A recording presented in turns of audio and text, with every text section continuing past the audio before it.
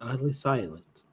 Live broadcast. I'm looking for the intro. This pre-recorded live broadcast filmed in front of a studio audience.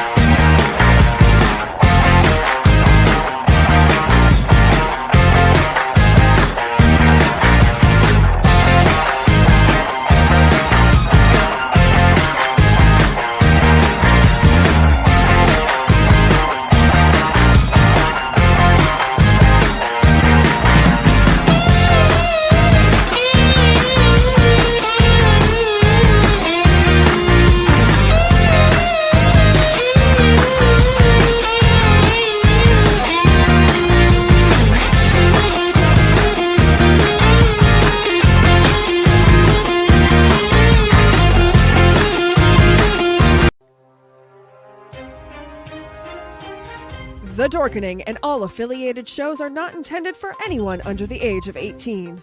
The following may contain discussions or scenes that have adult situations, graphic violence, nudity, strong sexual content, and graphic language. This show is intended for mature audiences only. Viewer discretion is advised.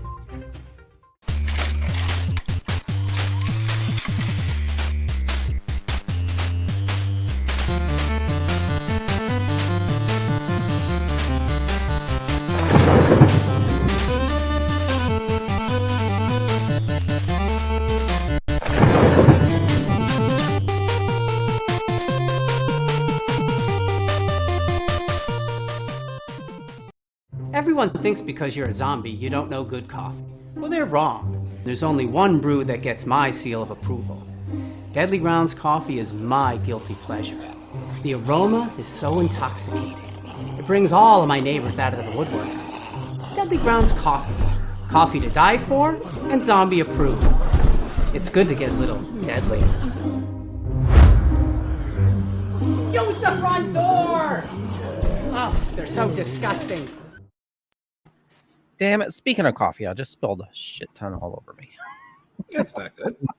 Hey, welcome to the Dorkening. My name's Leo. I'm the monkey behind the keyboard here. We have a fun show scheduled for you as always. And powerful Brandon, how's it going? It's going, man. I'm like I was saying beforehand. I'm just like Saffron from Republica. I'm back. It's a crack on the rooftop. Shut it out, baby. I'm ready to go. Let's fucking kick this pig. Backstreet Boys are back. No, shut the fuck up.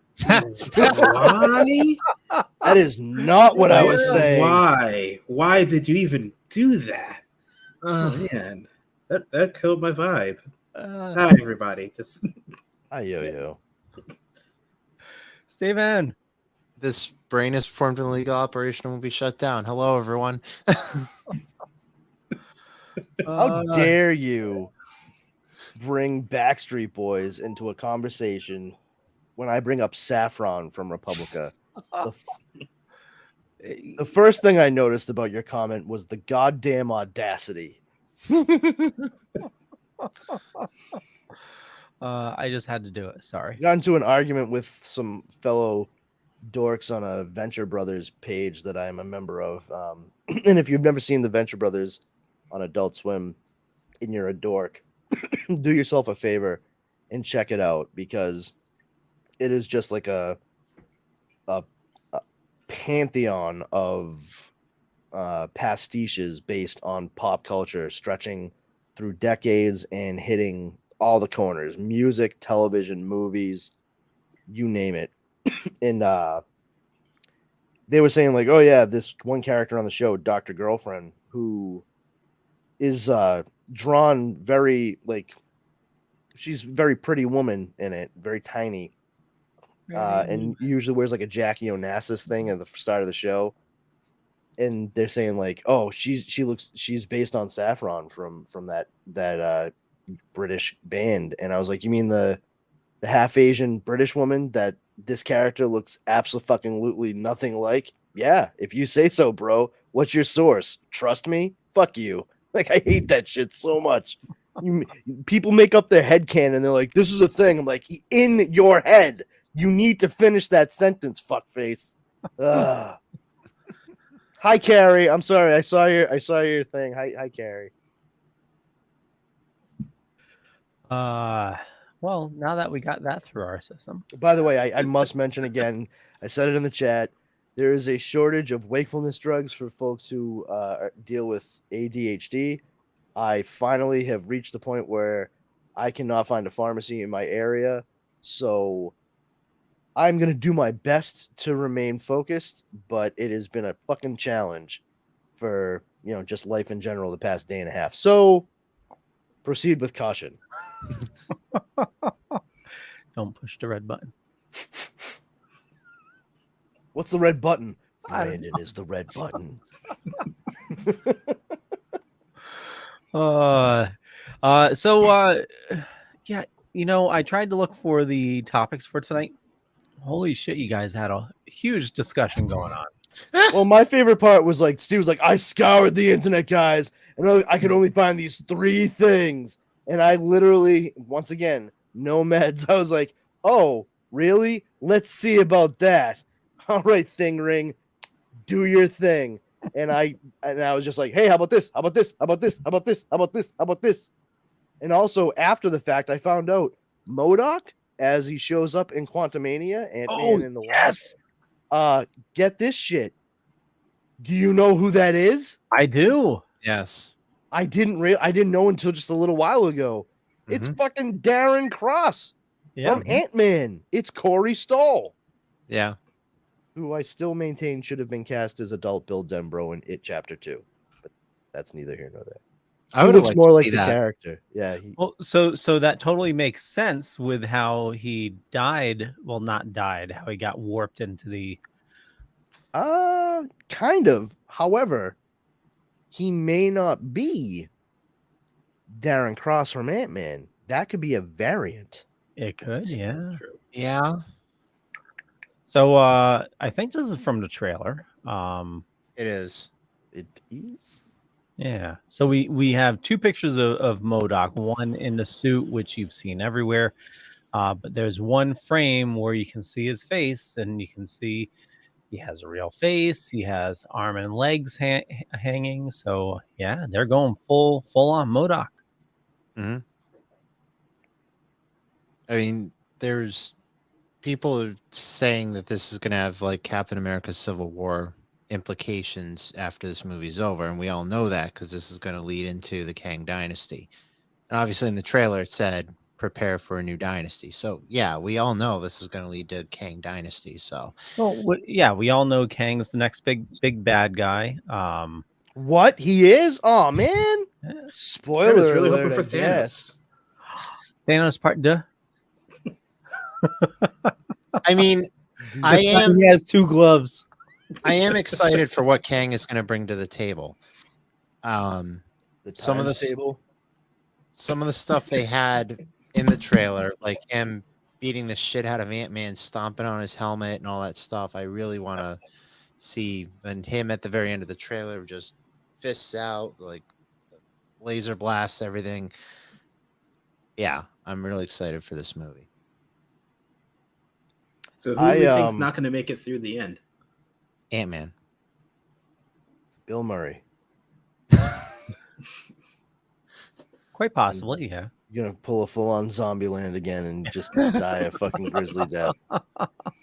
I feel like that would be That would be amazing. Like that's Bill Murray's like new job in like super like niche, dorky, fun movies is he shows up and fucking dies. So he's like, good, now you can't bring me back. I'm all set. Well, they did kill him off. I know. Ghostbusters. What's that? They did kill him off in Ghostbusters. What? About the 2016 one? Yeah. Yeah. Oh, yeah. It's funny that you bring that up because I actually actively, I suppose, it's turned into a subroutine at this point in my brain. I don't think about that fucking movie.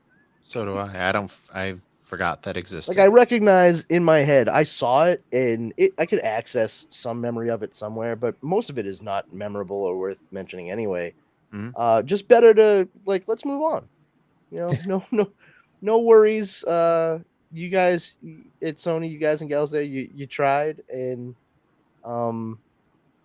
just know. It's like Bart Simpson with the cake. At least you tried. What upsets me most about that movie is just the fact that I like 3/4 of the actresses who played the Ghostbusters in it. I like Chris Hemsworth. I don't think that Paul Feig was the right person to helm a movie like that. And I think it's fucking horrible that you take 3 people who are genuinely, like, honestly, very comfortably funny in front of a camera, like Leslie Jones, Melissa McCarthy, and Kristen Wiig. No, not her. The other one, Irish name. Is it McKinnon? Kristen McKinnon. What's her name? Kate McKinnon. Kate McKinnon, thank you. And Kate McKinnon, she is a fucking riot. And you actually make them like groaningly unfunny. It's truly something to behold. I don't fault any of the players of that movie for what that movie was. It was the direction that it was given, the execution. So that's I'm gonna Forrest Gump it. That's all I have to say about that. We don't need to keep roasting it like fucking Stay Puft Marshmallows. Okay. So next is what, Secret Invasion after this? I mean, we're not really see more from that. Carrie says, I usually think of Ant-Man as the family-friendly, overly cutesy movies. This is the first one that I've been excited about based on the trailer. It may still have some family stuff involved, but it looks like there's some actual serious action and plot involved. That's fair. Yeah. I get it. I was very skeptical about the first movie. I enjoyed it. I did, there was some inconsistencies that I was like, all right, it's a little, you guys just make up the shit as you go along. Play fast and loose with the rules you've set for the world that you're in. You change size, but you still keep your weight and density. Okay, then explain to me how Scott just ran down the fucking barrel of that gun. I would love. How did he punch that man in the face without blowing through his fucking cheek into his mouth? Like, it doesn't make sense. But I found that part 2 was, for me, better. I like what they did with Ghost in it. And I enjoyed what's his name? Randall Park's bigger involvement with the story. Yep. And especially how that led to him being in WandaVision. Yeah. It's sad what they did to like his spin-off show, not spin-off show, but his actual, my brain is gone fritzed. The show he was given. Let's spill your coffee. Yeah. The show he was given? Well, not given. What fucking show are we talking about? Blockbuster. Then just say that. Say Blockbuster. I did. No, you said it once. I asked eventually. You were like the show that he was given, and then it was on TV. It was on the actors. people watched it, but not all the people. Only some of the people. Because if it was all of the people, they probably wouldn't have canceled it. Although it was Netflix, so they legitimately, like I said a week ago, they would have been like, Blockbuster was an actual blockbuster for this entire streaming service. we are incredibly amazed at the high volume of viewers that this thing had, not just domestically, but across the world, showing exactly the power of story and the nostalgia bit that everyone has for the original Blockbuster Video stores. And that's why, with a heavy heart, we have to announce that we are not renewing it for a second season. Like, see, I don't think they would do it with a heavy heart. They'd probably just do it out of spite. Yeah. No, but I'm talking about the line. Like that's what we. Oh, Variety.com. look what Netflix statement is, and that's it was why. a great success. But we're canceling it. It was such a hit with viewers. That's why we really regret that we can't renew it. What? Yeah. I mean, for those who remember, Netflix bought out Blockbuster back, and no, Netflix wanted to be bought by Blockbuster. But right. was like, They went to Blockbuster initially when they were looking to start up, and they were laughed out of the room. Right. Yep. And that's when they literally walking out, turned to one another and like, you know what? Fuck these guys. And they actually they were fueled by rage for a little while. Like, you know what? We'll fucking show them. Yeah. And they certainly did. Blockbuster totally fucked that up because they could have been a really good competitor to Netflix. Like they started their DVD service just like Netflix had. But the cool thing was you can go into a Blockbuster store, drop off your movie and pick up something right then and there. You didn't have to wait for the mail for it to come in. Yeah. True, but at the same time, they didn't have. That's one of the things about Blockbuster, and I think a lot of us tend to forget this, especially as someone who worked at a Blockbuster. Their selection was piss poor towards the end, around the advent of towards Netflix. the end, yeah. You would go in, and the fucking new releases would just be like the shittiest fucking stuff that stayed on that wall for years, like legitimate years. And then there were so many things that they didn't or wouldn't carry in the other actual like genre sections. When they opened up a Hollywood Video in my city, it was, oh my god, it was like manna from heaven. I walked in, there were so many trauma movies. I was like, yes.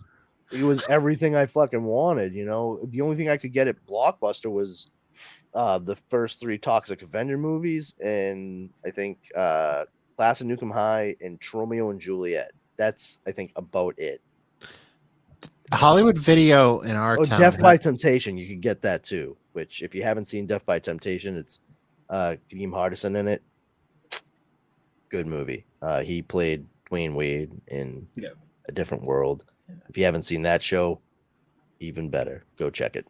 It's so good. Hollywood Video in our town had a big selection of stuff, but then that was when Blockbuster was starting to go downhill in our town. Well, you talking about Groton? Yeah. Yeah. Well, Blockbuster still had a pretty good selection. The one that's near where Big Y. Yeah. But my normal routine was, I'd hit up Hollywood Video for the new releases. Maybe get a game and, then head down to Blockbuster, return my mail in, and, just get a replacement, You guys, oh, go ahead. No, I was saying I miss those days. I miss being able to, it's definitely nostalgia feeling, but I also enjoy.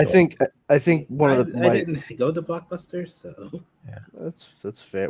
Like, because fuck Blockbuster, or there was just like, hold on. Well,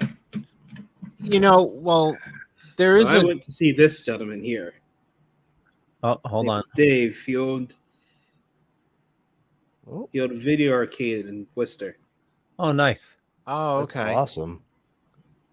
Yeah, see, one of my favorite things that I like about going to Blockbuster, I used to go there. I would go there with like my brother, and we would just make our way down the wall, and we would be trying to decide what we were going to rent, but also we would just talk shit about everything that we said as we it would take us like an hour and a half.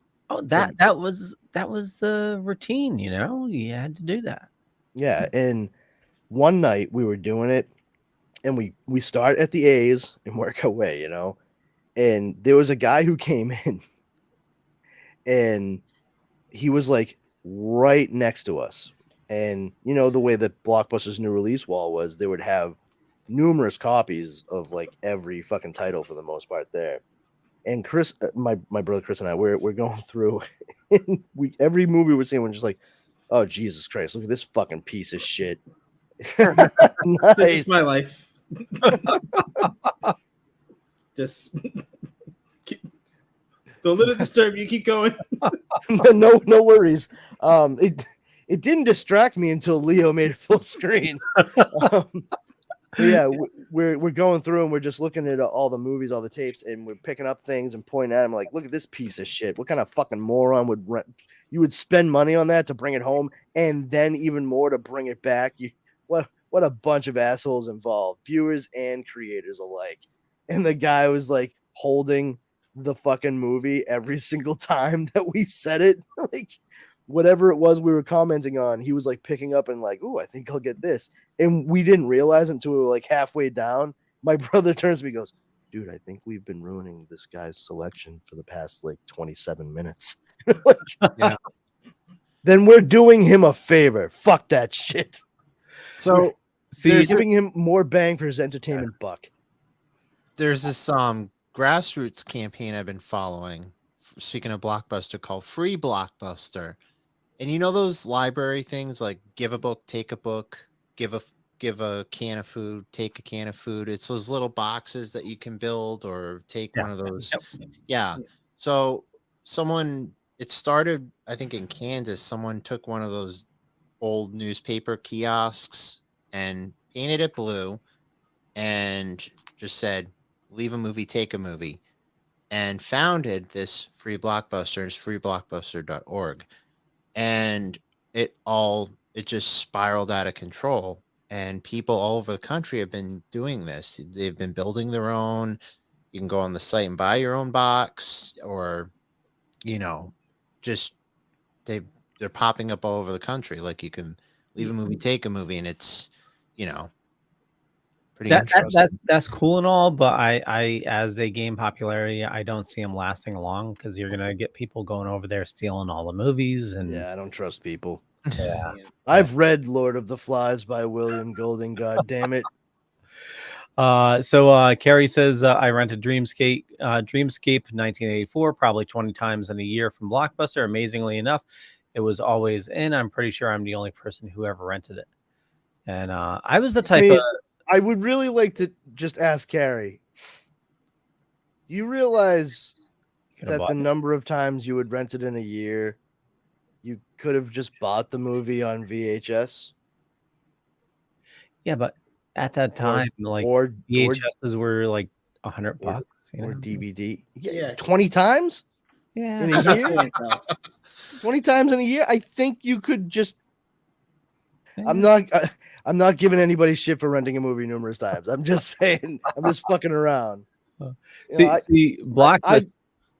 I was just gonna say I was the type of person that go down the aisles with Blockbuster, and normally it'd be me and somebody else there, and same thing.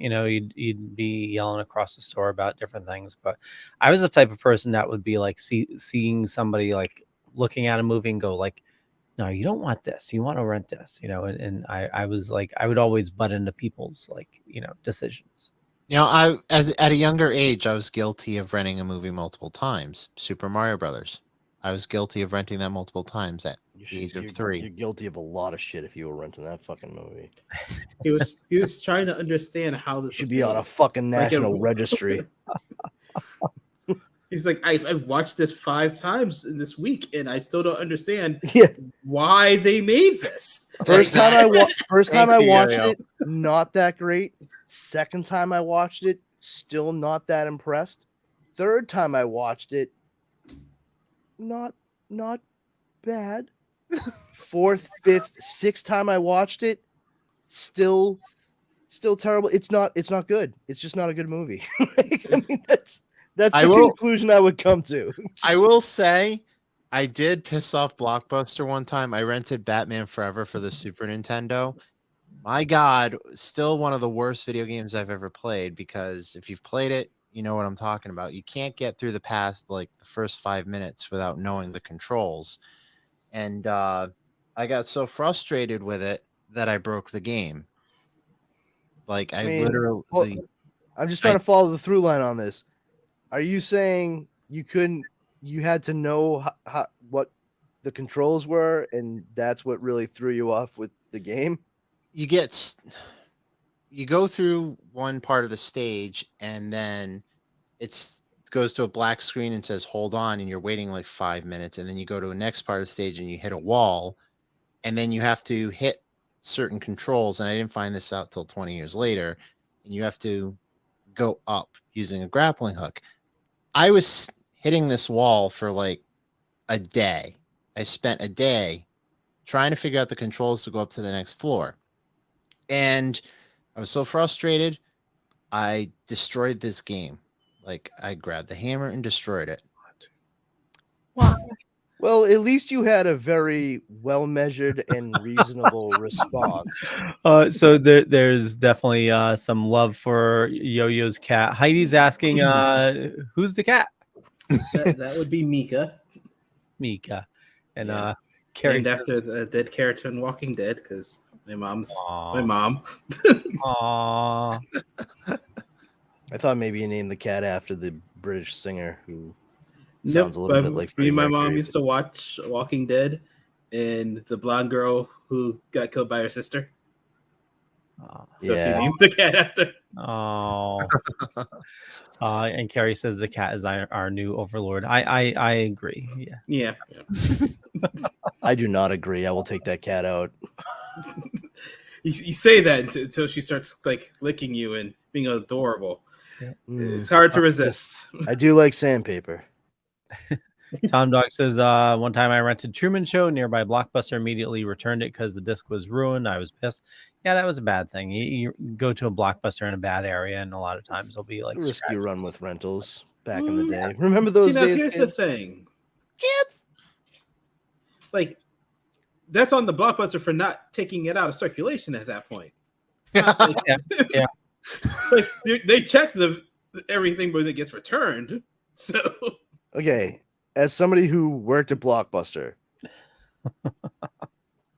that just means that nobody said anything when it was scratched, and they didn't. I mean, employee. They didn't say anything, and it might have been a newbie because before they even take it out of like circulation, they had disc buffers at the store. Yep.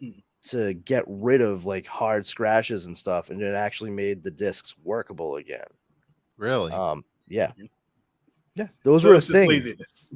Those were a or thing. ignorance of the facts. Yeah, when DVDs like DVD, full on after about a year of being popular, and you started seeing players drop from like $400-$500 to like $150, $200. You started to see some of these like DVD scratch buffers and stuff like that, and it seemed as though they were going to be CD ones. What's that? They were just rebranded CD. Yeah, exactly. But the funny thing is, they were kind of more popular with audio CDs through and through. They never caught on with DVDs, and you would have thought when that became the deal, Disc Doctor, that it would have ended up becoming like the DVD version of a tape rewinder. If you had a DVD player, you want to make sure you had a Disc Doctor in case there was a scratch or there was any marring on the disc, or because of use or what have you. And it actually would have probably been a smart idea for a lot more people to have them, but they were not popularized. And I think that actually benefited the format considerably, because people would just be like, well, fuck it. I guess I need to buy a new one now. Yeah. And they'd go out and get another copy of the movie. So, hats off to all the fucking movie studios out there. You really did it. I want to bring us back to our discussion with Marvel and Ant-Man. We want you to do that too, but the likelihood of it happening, Leo, let's be It's real. happening. No. It's happening right now. It's happening right this second. Yeah, not then. Not That fucking not Star then Spangled now. asshole in the upper right hand corner of the fucking screen. I swear to oh What? shit, that's me. Never mind. Not then now. Now. Gotta be last comment. Drop of Bro. coffee. Okay, so Ant-Man is obviously the next movie coming out. That's going to be in February. After that, we have Guardians of the Galaxy Volume 3, The Marvels, Captain America New World Order, Thunderbolts, and Blade. So would Kang be in the next big bad? I don't think he's really going to appear in anything else until Phase 6, right? I don't Yes. fucking know. Maybe, Mhm. yes. Your guess is as good as mine, Leo. He might appear in a series. We have What If Season 2, Secret Invasion, Loki Season 2, Ironheart, Echo, Agatha, Coven of Chaos, and Daredevil Born Again. That's the entire Phase 5 I'm release. still torn about the whole Ironheart thing. So I Yeah. don't feel like they did much character building in the movie to warrant like very undeveloped in the movie. My money's on Kang showing up on Loki season 2. I did not enjoy Ironheart. Like her Oh, introduction. you mean Black in Black Panther. Yeah. Yeah. It felt inorganic. Yep. And wedged in. And especially it was a little jarring too, kind of going from the way they approached T'Challa's death in the movie. Mhm. In the aftermath of it, how they were trying to deal and cope, and then having Namor show up, and boom, that's his arrival is sort of like, oh, and by the way, here's your MacGuffin in the United States that you need to pick up in order to try to move the rest of this movie forward. To make her like the center of this whole war that's going to go on between I can never say the name of T'Challa. No. Atlantis. Oh. I can't remember the name. T'Challa or something like that. And Wakanda. Like, all right, I feel like it should have been something a bit more personal to Wakanda, a little bit more direct to the country, but whatever. That was a part of the movie that I just felt. I don't know. It just felt like they realized at the last minute, like they needed to do some stuff there and wedged in. They're like, okay, that kind of fits. So, all right, let's shoot it, and that's that. It wasn't very good. And that's not to say anything of the actress playing her. I'm sure, maybe given the chance to actually like play the character and breathe and live for a little while would do her performance some good. But as it was in Wakanda Forever, I found it to be lacking. And maybe that's not necessarily her fault, like the writer's fault either. I mean, you're regardless of anything. I mean, Letitia Wright, Angela Bassett, Lupita Nyong'o, they're all amazing. Denai Guerrera, and then you have this young actress. I'm like, it's kind of, you're getting thrown with like these four who are like really, really good, and then she was like the fucking downloadable content pack. Like, okay, it came for free with the game, so I guess I'll use it. Like, yeah, and why didn't they let her keep the suit?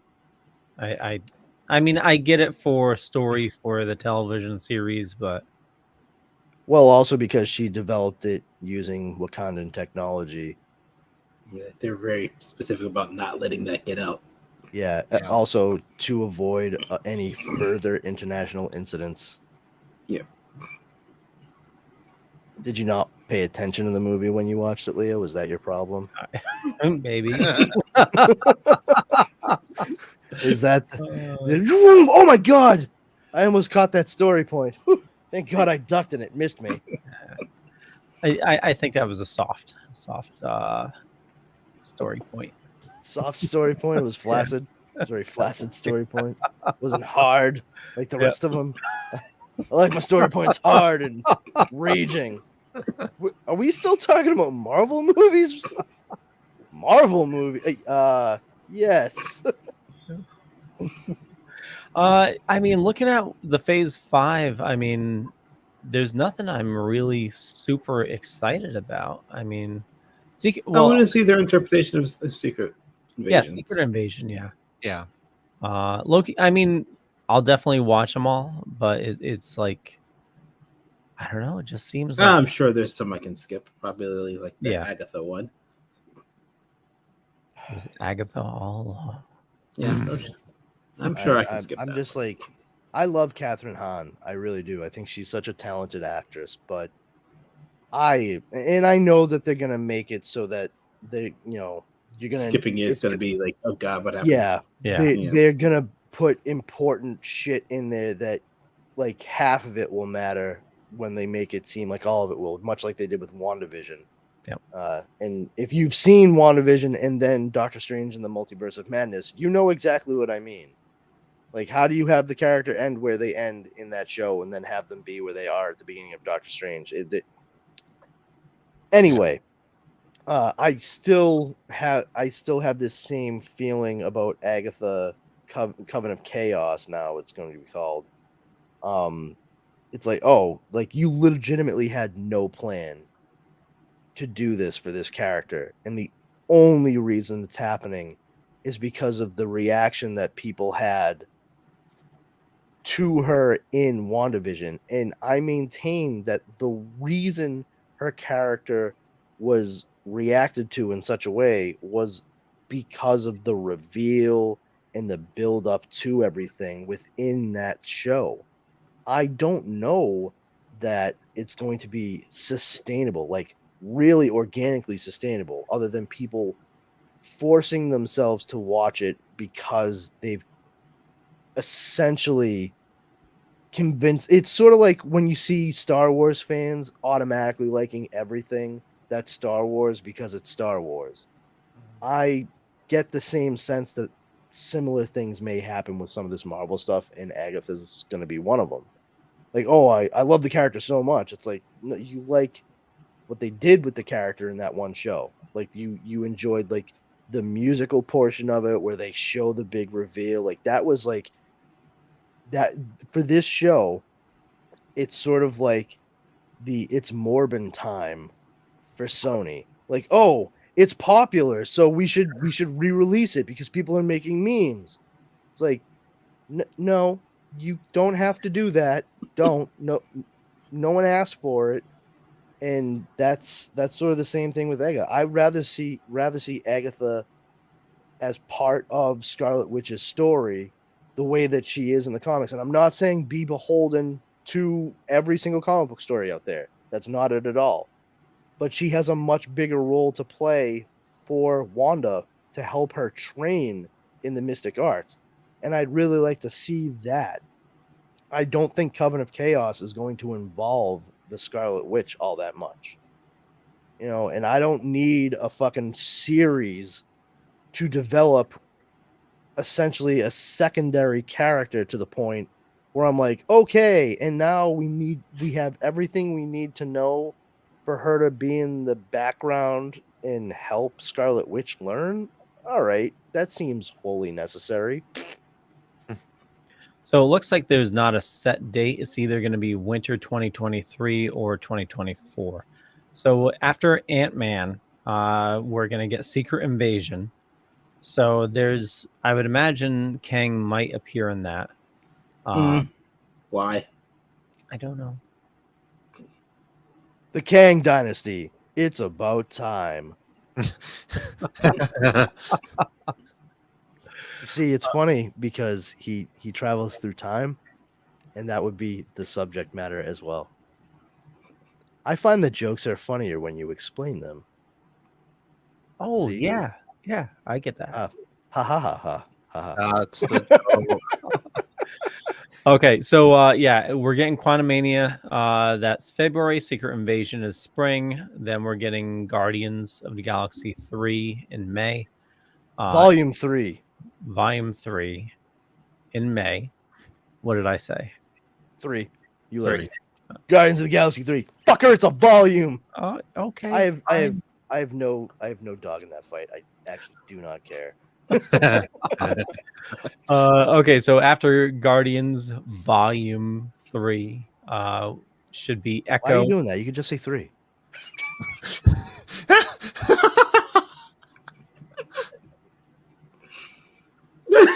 Wow. I mean, that's funny, but I could just put myself right back in. Like, Okay, so that's after the first time you've ever done that to me, Leo. Mark the date. our relationship is growing, Brandon. So That's we're true. at that point, you know. I can show you exactly how much I hate you. I don't do it outright, just in spurts. Really? Like just aggressive? No. Passive aggressive. Okay, so Guardians, Echo. I'm not even. Yeah. Then Loki and Miss Marvel, or the Marvels, for the summer release. Fall, we're gonna get Blade and Ironheart, and that could be it for the year. Okay. If that wasn't enough. I probably care most. Honestly, I probably care most about Blade. Yeah. You know, and I'm interested to see that one. yeah, I mean, I like Mahershala Ali, and I would just like to publicly say thank you to Mahershala Ali for shortening his first name, because it is a really fucking long, like, Old Testament name that the first time I saw it, I was like, if I were friends with that dude in real life, as much as I respect people's names, I would learn how to say it. But that takes way too fucking long to say. I would probably just call him Mas. I'd be like, yo, Mas, what's up? Because that's that. I mean, dude, like, has like a fucking like 17 letter first name with and most of them are A's. I think it's fucking Mahershala Ali, but that's actually not even like. Pat, not I'd like to buy a vowel. Oh, here we go. I'm sorry if I murdered this, but I'm reading it. Mahershala Sashbaz. Yep. Mahershala Sashbaz. Gilmore. Shazbot. But yeah, Mahershala. It's so much quicker and to the point. I get it. I think he's a great pick to play Blade. I've been impressed with him in numerous things that he's been in. He was even, regardless of what people think of the latter seasons, he was great in True Detective as well. He did a great job in the movie Green Book, which I'm not like that was a great movie. Well, the sentence I was saying is like, I don't actually think it's the greatest movie. No, I said it was a great movie. I don't think it was a great movie. That's what I'm saying. I don't think it was a great movie. White Savior movie, sorry. Yeah, I've because it's the same movie I've seen like 150 fucking times. Like, oh, look at it. We're gonna tell it from the point of view of this fucking white guy, and we're gonna have all it over again. Yeah, like, it's just every single fucking time. Like, oh, look at how he's changed his opinion and how bigoted we thought he was at the beginning, but being around this fellow has really changed his world perspective for the better. And oh, look, he stepped in at one point and protected him, not just because he's black, but also because he's closeted gay. What a well-rounded white man this is now. Ladies and gentlemen, Green Book. I've never seen it. And unfortunately, except for the points of it being what I said of like, oh, it's not just because he's black, but also because he's gay. That gay portion is like the new add-on. Because otherwise, that is the same like white savior bullshit that we've seen for fucking decades. So when I sat down and watched it, I bought it on sale on Vudu for like fucking $4.99. And I was like, oh, okay, I'll finally check this out. I've heard things about it, and let's see if it actually ends up being exactly what I think it is. And it was exactly what I thought it was. Like, I've seen Driving Miss Daisy. Thanks.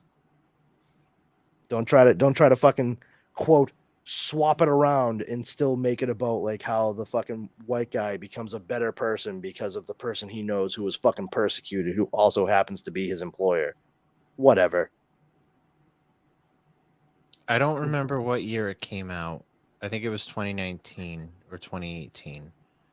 But 2018. there was a bunch of movies that were nominated for Oscar, and I was just watching. I think there was a theater that we have in our area, and they do like a Oscar series, and that was one of them. And I go every Oscar season to watch these movies. I'm just curious, when you say Oscar series, like, do you mean like the contenders for the upcoming, or For Best Picture, yes. Okay, that's pretty cool. So that's, and I, Is that Mystic that does that? No, No? The Guard. They do their Winter Cinema Series, and they always throw in the Best Picture contenders. And that year, Green Book was one of them. And for the life of me, I don't remember what the other movies were.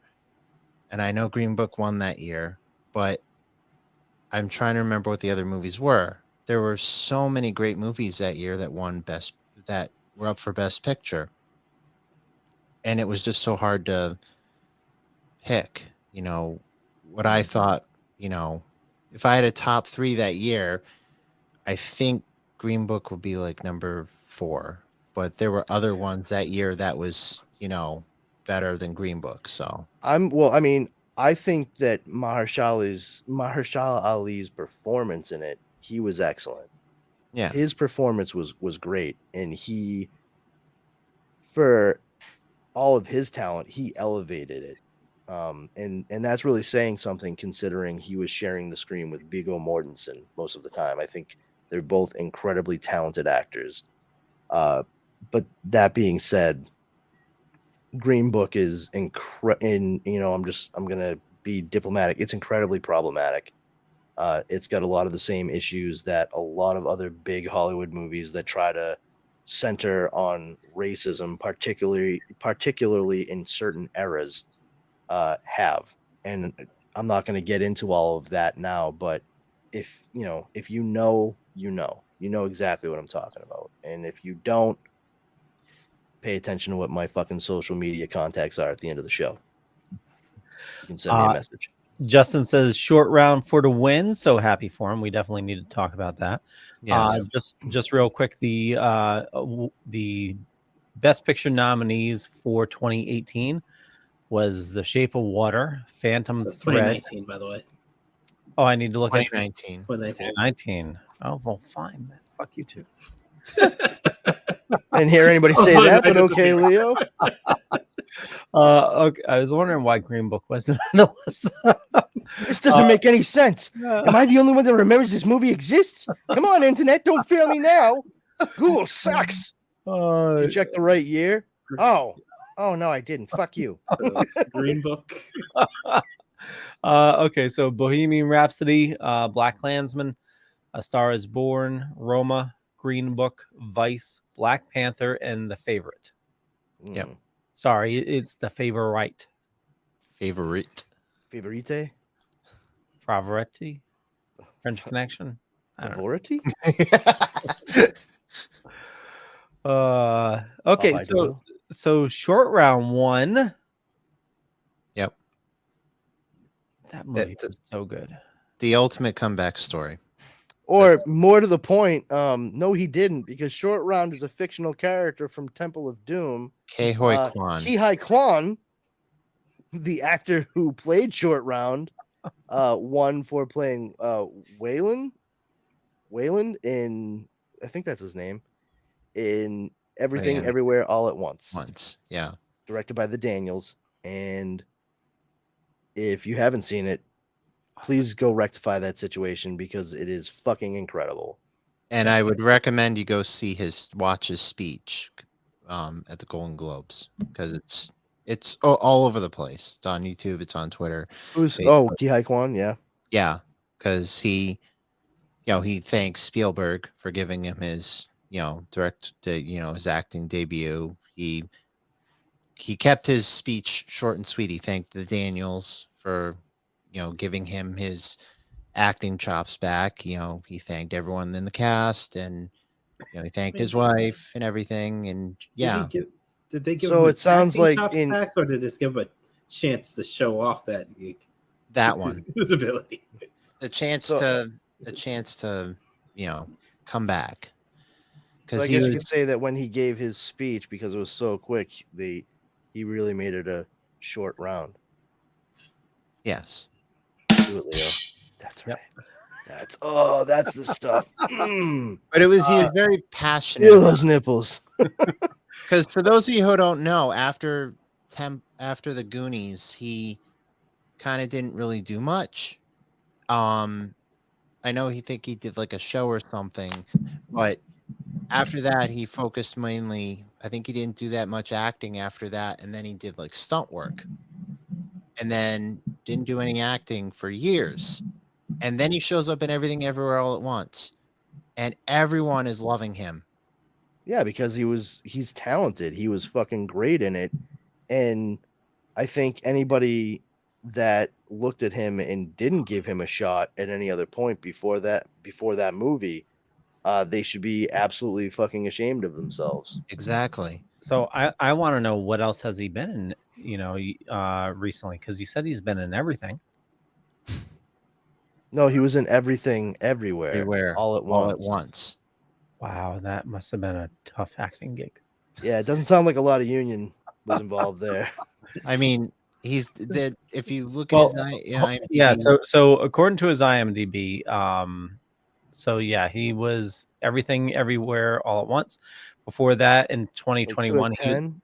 Sorry. 2021, Finding Oana.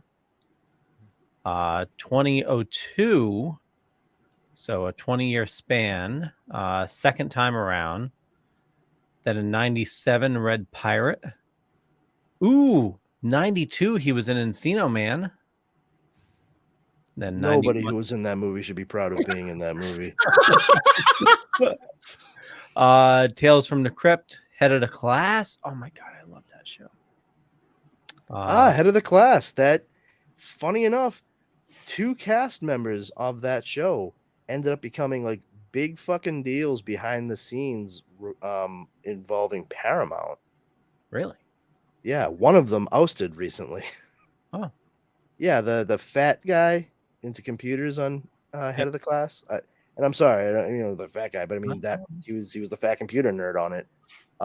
Dan Schneider, he directed and produced like all those, a shitload of those shows on Nickelodeon during the 90s and early aughts. He doesn't even have a picture on all that. Keenan and Kel, Good Burger, and Josh. Yeah, the movie Good Burger, Drake and Josh, like all of them, all that shit. And the other guy, the cool guy in class, I think you like, sort of their Barbarino, tough, like I'm a little bit of a street tough. I'm a troublemaker. Brian Robbins, he ended up becoming a producer. His production company or whatever were behind Smallville, and he is now like a big executive muckety muck over at Paramount. Like that just recently happened too. Like he was promoted in 2022 to like some kind of content officer or whatever. Upcoming is Rugrats. Thank God, finally. Like a TV show or a movie? It doesn't say. Producing Action Number 1 and Rugrats. I'll tell you, up until recently, I had not, like, past like two years or so, I did not put together the fact that the music for Rugrats was done by Mark Mothersbaugh. Am I the only person who fucking knows who that is? From Devo. Yep. Yeah, the front man for Devo. Like, Devo did the fucking music for Rugrats. Like, okay, cool. I mean, it worked. Because on paper, if you said that to me, I'd be like, are you out of your fucking mind? And he fucking knocked it out of the park. Like, holy shit, that dude understood the assignment. he got it. What the hell is the Goonies Are Good Enough? It's a a song, fucking but it's- music video / song music by video. by Okay. Cynthia Cindy Lauper. Yeah. Okay. that How much It- of the 80s do you fucking remember, bro? Not That- much. it is It's like literally in the movie too. Okay. part of that. The Goonies, I think, at some point listen to a song about themselves. Okay, I'm gonna clue you in on something. I like my mind used to be like wicked sharp. I used to be like I could name anything in friggin' pop culture, and then I went through a very lengthy toxic relationship that kind of like destroyed me. So my memory is nothing like what it used to be. It's like it was beat out of me. Wow. All right. Well, I'm glad Quite that literally. we could bring it to this very dark place on a very special episode of Well, Dorky's let's Wednesday steer Night back Show. on track because I have a fact about that Goonies Are Good Enough video. Just So- fucking jump in with it then. Well, I was trying to before Leo cut me off. But here you are, still not doing it. Letting me interrupt you. What's up with that, Steven? If you don't stop me from talking, I'm never gonna let you get to it. So You the can- the music video had is part of that rock and wrestling connection because Cyndi Lauper had that Girls Just Want to Have Fun, and then she had this music video, Captain Lou. and they featured both of them featured Captain Lou Albano, which she was managing during the WrestleMania 1 era. And this music video, Goonies Are Good Enough, had Roddy Piper and some other wrestler. So this was during the MTV era when WrestleMania 1 was booming and they wanted to mix pop culture and wrestling together. So yes, that's And next week in wrestling history, we're gonna cover. And now you know the rest of the story. Okay, so looking at the best motion pictures for the Globes, the nominees were Avatar: Way of the Water, Elvis, The Fabelmans, Tar, and Top Gun: Maverick. Winner was The Fabelmans. I still haven't seen that yet. Oh man, I really enjoyed it. Yeah.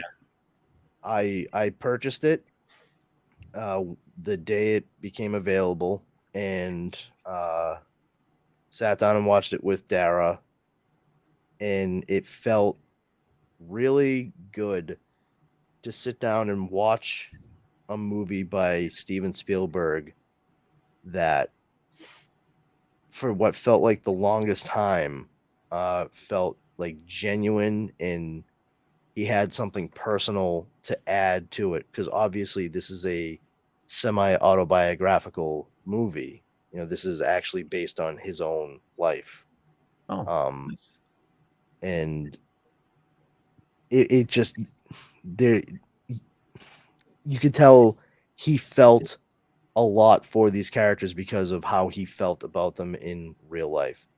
And it has one of the best final shots based on the entire final scene as it relates to the movie that I've seen in a long time.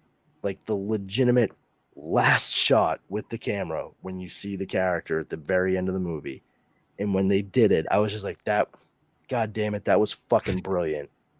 It was absolutely brilliant. And the fun thing for me personally is the last scene in the movie.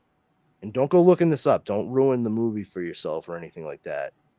But the last scene in the movie actually is a story that Steven Spielberg has told in an interview previously. It's something that really happened to him in real life as a kid. And it was such a touchstone, like a milestone in his pursuit of becoming a film director, that he ends the movie on it. It's yeah. But the whole story, it's very emotional. It's very tough. You know, if you know anything about Steven Spielberg, which you know, I'm like and Steve, you're kind of the same way. I know. I'm a bit of a documentary nerd. I'll watch just about everything I can get to. You know, I used to addictively watch like A&E biographies. Those are my fucking jam. And I actually did watch one on Steven Spielberg, and I know that when he was a kid, his parents got divorced, and they ended up living in two different states, and it was like a very, very, very difficult situation for Steven Spielberg altogether. Also, like I was a Boy Scout growing up, and so was Steven Spielberg. He got Eagle Scout and everything, and I was like, oh man, that's so fucking cool, you know. Like Steven Spielberg was also a Boy Scout. I guess I'm not so nerdy. And then I was like, wait a minute, I think Steven Spielberg's in there. Fuck, you know, like maybe I am that nerdy. But you know, I find that some of my favorite filmmakers, you know, have some of those same experiences. Like you know, David Lynch, one of my favorites, especially because of Twin Peaks. Also a Boy Scout who was an Eagle Scout. You know, growing up in Missoula, which he loves fucking talking about. But yeah, like it's a good flick, and he deserved to get something for it, because the shit that I've seen from him, particularly recently, like Ready Player One, made me want to fucking claw my eyes out in the fucking movie theater. I still haven't seen that. Well, do yourself a favor, man. It's great. It's the best. I just honestly, part of the problem I have with there's no doubt that he is a talented filmmaker, a talented director, and he knows how to shoot things beautifully and get like some great shit right there in front of the camera. However, sometimes he falls into like that George Lucas trap, where if you can create a thing instead of instead of having it be the thing, make it look like it, then just do that instead. And when you watch Ready Player One, what took me out of it immediately is the fact that this is like a semi-dystopian future where everybody's using this like virtual reality to escape their fucking horrible lives. But it's all very Steven Spielbergian, shiny, dirty, if that makes sense. Like it's manufactured. You can see all these crappy huts that are piled up on top of one another, like a trailer park, but like vertical. And it's all supposed to be grimy and just not, you know, the dregs. And it looks like it was made for a fucking Hollywood studio lot. And that's the stuff that he does a little too often. And you know, it speaks to Lloyd Kaufman's point. Lloyd Kaufman and James Gunn from the book. You know, everything I know about filmmaking I learned from The Toxic Avenger. And it's you know, once you give a filmmaker an insanely high amount of money for their budget, you are throwing creativity out the window. Because instead of actually creatively coming to a solution for a problem, they'll just throw money at it. And it will never look as good. I mean, the reason I became obsessed with Trauma and The Toxic Avenger as a kid is because there's a scene in one of the movies where they shoot a fucking dog with a shotgun in it. And I was convinced 100% that they killed a fucking dog for this movie. Really? I was horrified. And I come to find out that they legitimately spent like $40 on the shit needed to make it look like this dog got shot. And it was like ground meat, an old rug that was like the same, like very close to the same colors, the same fur as the dog, and like corn syrup with a little bit of food coloring. And it fucking worked, dude. Like it's rough. Now $40. Go to a fucking actual Hollywood production. What is that going to cost you? And is it going to look anywhere near as realistic? No. It's going to be high and it's going to be crappy looking. Yep. We can't even fucking digitally shave a mustache off a fucking Superman without making him look like some kind of freak in nature. Just saying. Not saying anything. I'm just saying. Is that a segue to DC? No. Meanwhile, in DC land, Ben Affleck's Dunkin' Donuts drive-thru. Bean Affleck.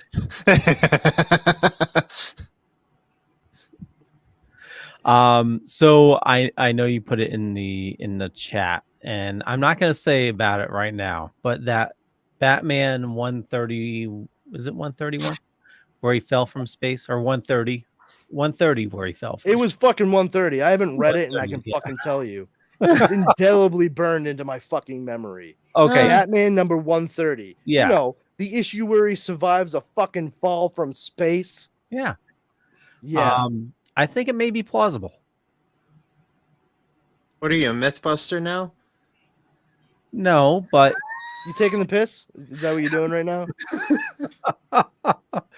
I've been doing some digging, and I think it for a comic book, for a character, and for what's happened in real life, I think there may be some plausibility to it. Really? I'm No. Please. Please. I would love to hear this. I'm probably gonna do a special on it, but okay. Good. So one thing that got me was he hit. Carrie says, how does he survive entering the atmosphere? Well, Carrie, that's a great question. He used to Start a shoot from the hip. hypothesis. He was wearing a particular type of armor. It's called plot armor. See, the writer didn't want him to die when he fell from space. And that's why when he fell from space, Batman didn't die. It's what some people might call lazy and stupid. And what I would say is, yes, exactly that, lazy and stupid. So I digress. Leo, you were saying? Okay, so I know it hasn't been from space, but it was. Well, then that throws your argument out the window. Well, hold on. There have been, they call them space jumps, which it's a where they parachute from almost space. I think it's like 132,000 feet up. Cool. Hey, remember that part when Batman was in space? Yes. It wasn't like almost space, it was outer space. Yeah. It was that area that there was no atmosphere, a vacuum, the cold vacuum of space. We've heard reference to it in numerous other pop culture things. I believe Alien told us that in that particular space, no one can hear you scream. That's because you can't breathe, because it's a vacuum in space, a cold vacuum. I can't stress that part enough.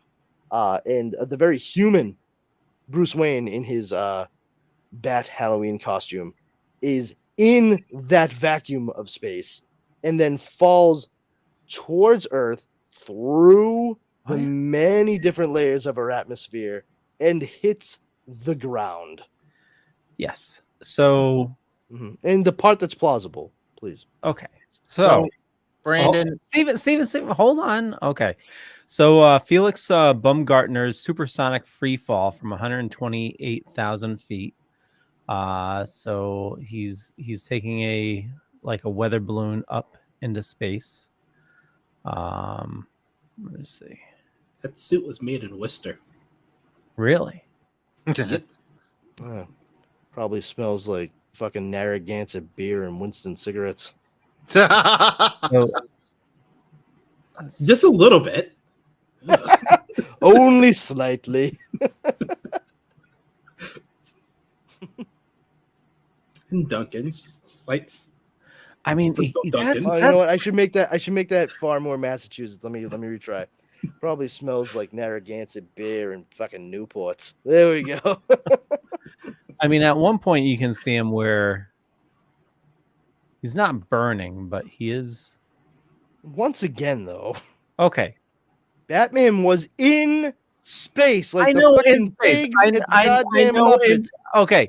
So That's in I, space, I'm saying space. for a comic, it is slightly plausible. Okay, what a shitty argument, Leo. Hold on. Actually, Because it's a comic, it's plausible. Yeah, I get Okay. that. I understand. So we're covering two things. We're covering falling from space. This is somebody that's fallen from 128,000 feet, coming through our atmosphere. Even though they are parachuting, I totally get that. So this can cover, coming through our atmosphere. It's not going to cover him being out in space without a suit, without anything. I know he takes his underwear and he covers his face. But then there is also the second part of my argument.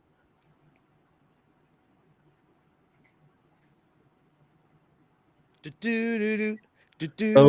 there's terminal velocity, so he can't go like falling from like space to like falling from a certain amount. It's really not going to change speed.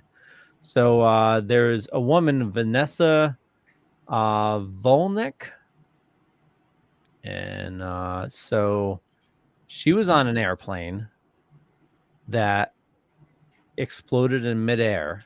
Explosive decompression. Well, she fell out from 33,000 feet and survived. Was she strapped to the chair? No, I remember hearing about something like that, and the person was in the chair. Those chairs are also like made to like take some of those impacts. No, okay, so she was actually working on the plane. And let's see, I believe she was behind a cart. That's how she survived the explosion. Let's see. Okay, explosion, large luggage compartment tore the aircraft into 3 pieces. Cabin depressurized, passengers, blah blah. Did she fall in snow? That was it. Yeah, she fell. She claims her survival was due to her falling into snow at a relatively safe angle. And if you read the Batman comic, that's how he survives, as he survives going at an angle in the snow.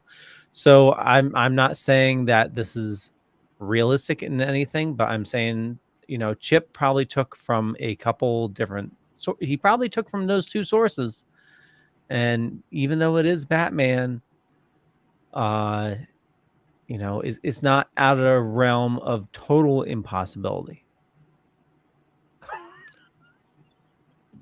You would just need to like be Spider-Man to be able to do like the math calculations in your head while you're falling, and be Superman to be able to survive. I hope you were doing some light calisthenics before shows, because that's a hell of a fucking stretch, Leo.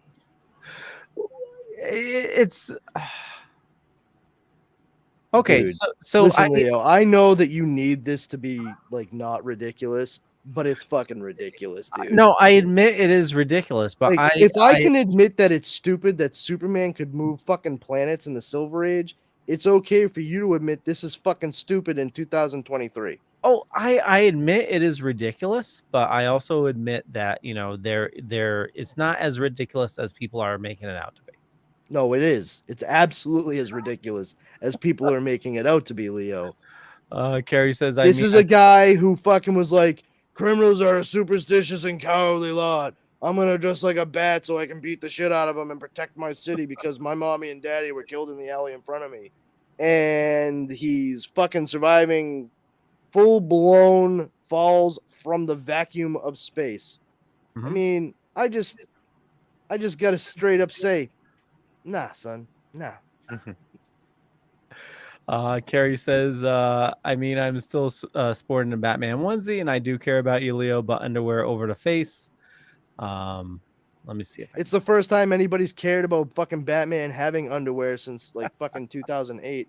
I love how Batman's underwear was completely done away with on his fucking costume. Not a fucking word. No one said a goddamn thing. They do it to Superman, and like fucking 38 seconds after the first like public images are put out, people are literally like having strokes and tearing out their fucking eyebrows. Like, he's supposed to wear it on the outside. Like, gang, please. I legitimately saw someone, well, more than one person, but an argument put out for Superman's underwear being on the outside, saying that's iconic. That's how kids recognize Superman. They think of things like that when they think of the character. I'm like, kids focus on the S and the cape. You give a fucking kid a towel, and what do? They pretend it's a cape and like they're Superman flying around. No kid is ever like, look at my underwear. I'm just like Superman now. Shut the fuck up. Nerds piss me off sometimes. And I am a nerd. You know what I mean? Like, I get it. But god damn it, man. Just see the forest for the trees sometimes. People acting like, his suit shouldn't be changed. I'm like, they've changed it like fucking 8 times. This is the same guy who started out with a fucking tiny S and a goddamn triangle in his chest. His boots used to look like fucking straps across his calves and shit. It was like an old school like gladiator's sandal that he wore. People tend to fucking forget that. And the only reason he ever had fucking red trunks was so they could actually like bring the focus away from his crotch, believe it or not. Because otherwise they had to worry about shading all of that blue in particular ways. And if you just made it red, there was less you had to do there. It was all based on not wanting to make the shit look perverted. Right. There's a lot of history to it. And, you know, if the underwear is the thing you focus on and, like, what makes Superman to you, reassess. Like, but look, Batman's not wearing fucking trunks. And, you know, we understand that's Batman. No one has a problem with it. Okay, so let's see if we can, and I'm only bringing this up because a lot of people have been, you know, writing articles about it. And, okay, so based on positioning, Earth is 240,000 miles away. Now, how far away was that space jump? 118,000 or something you said? Let's see, 128,000. Okay, so it's 100,000. I was 10,000 off. I'm sorry. Okay, so it's 3,000 miles to Chicago. Okay. Full tank of gas, a half a pack of cigarettes. Okay, and we're wearing sunglasses. Here's what he says. Okay, based on positioning, Earth is 240,000 miles away. The explosion has me on course with it, but I'd be long dead before I made the landfall. Failsafe just destroyed the Justice League. Okay, so I'm not going to read all of this so it doesn't spoil. But, you know, it's been out for a couple weeks already. The compressed gas that feeds my grappling gun will give me some propulsion. In the vacuum of space. Yes. How long is this panel like supposed to be like him doing all this stuff? I would imagine minutes. Because absolutely unbelievable. The liquid in his bodies would have boiled him alive already. Yeah. This whole fucking thing is got stupid. like 15 seconds. Okay, so your body started to boil. Like, Leo, you're not focusing on what I'm saying. In space, he's falling to Earth. There's so many fucking things wrong with it. That's the point I'm making. Like, there's no way he would be alive. It's not plausible at all, Leo. It's not. I'm out and out saying you are trying to argue it. It's not. It's starting to actually make me fucking mad. Like, there's no plausibility to this whatsoever. And even the fucking writer coming through and trying to justify it, like, I'm the writer and I say it's possible. No, dude, you fucking wrote it. You're the last fucking person I'm going to listen to because you want everyone to believe that you're right. This is fucking ridiculous. It's actually, as far as I'm concerned, it's a real slap in the face to anybody who's actually a fucking fan of this character. This is one of the worst fucking examples of, like, plot in, like, I can't say plot-induced stupidity, just plot armor I've ever fucking seen. It is fucking horrendous. This is needless. That could have been done a lot closer to Earth and gotten him close to the point where you were trying to use the example of that person making a space jump to make it plausible. At this point, no, absolutely not. Myth busted. Moving on. This would be a fucking batsicle hitting the fucking atmosphere and shattering like a fucking glass menagerie when he hits the ground. Well, no, he boiled alive. Yeah. All the liquids in his body, like he would have had an embolism already. Yeah. And all the saliva in his mouth would have burnt through his mouth. So that stuff starts boiling. No, and I totally, I totally get that, and I totally agree. The stuff in space is absolutely batshit bonkers. The fall, coming from, like you said, if he was closer to Earth, it totally would have been plausible. So let's see what he's. But even with how much closer to the Earth that individual was when they did the space jump, the amount of actual space suit equipment needed for him to do so, full spacesuit, yeah. So even that high up, if you're trying to say like this is plausible, look at what he fucking has on. Yeah, there's just no way he survives that. And there's a world of difference between a woman beating the odds, I might add. Oh yeah. For a fall at 33,000 feet versus 128,000 feet at the upper echelon of the fucking atmosphere. Like, so it doesn't say. Let's see. This is not plausible, not possible. Myth busted. Okay, so he says good to ship's oxygen supply. Survived 12 hours for normal breathing. I can make this last longer, regulate my breaths. So he was up there for a while. Can't risk heading back. Only option really salvage the booster. He needs to move fast. Acceleration feels like gravity, G-force. He doesn't say where he got the mask from. Like, there's one chance.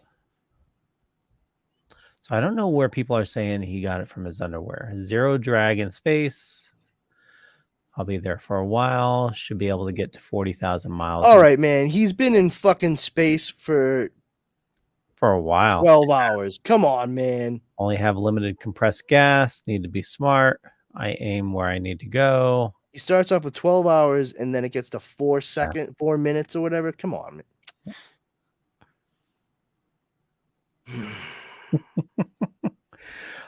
Deceleration hurts just as much as acceleration did. It's 9. Carrie. Brandon. Science. Much swearing. Fucking physics. Leo. But anyway. Pardon me. Yeah, and he passed out at some point. Passed out at some point. Oh, he just took a little nappy nap on his cruise back to Earth.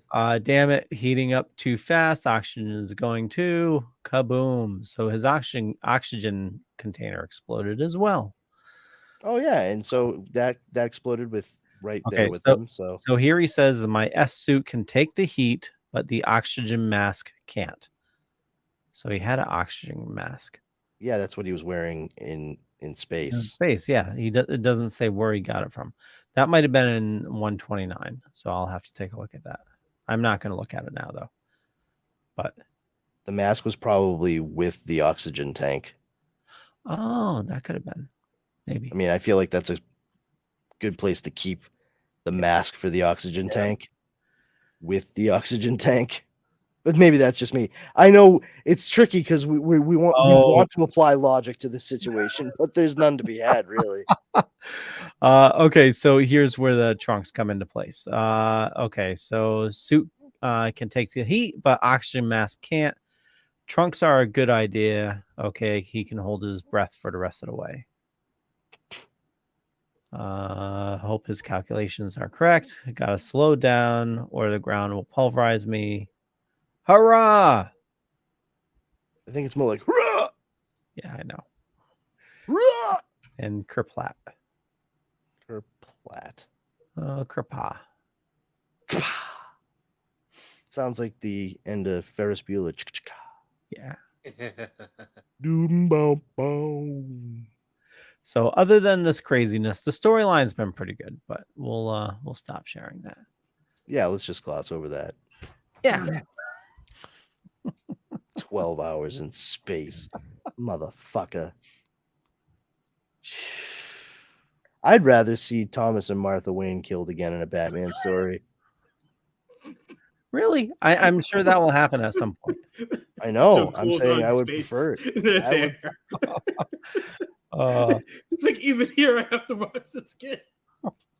So I feel like the next logical scene in him coming to Earth and like you seeing that is Thomas and Martha Wayne like standing there like, Bruce, it's so good to see you. And goes, Mom, Dad, you're back. And they're like, no, you're dead, Bruce.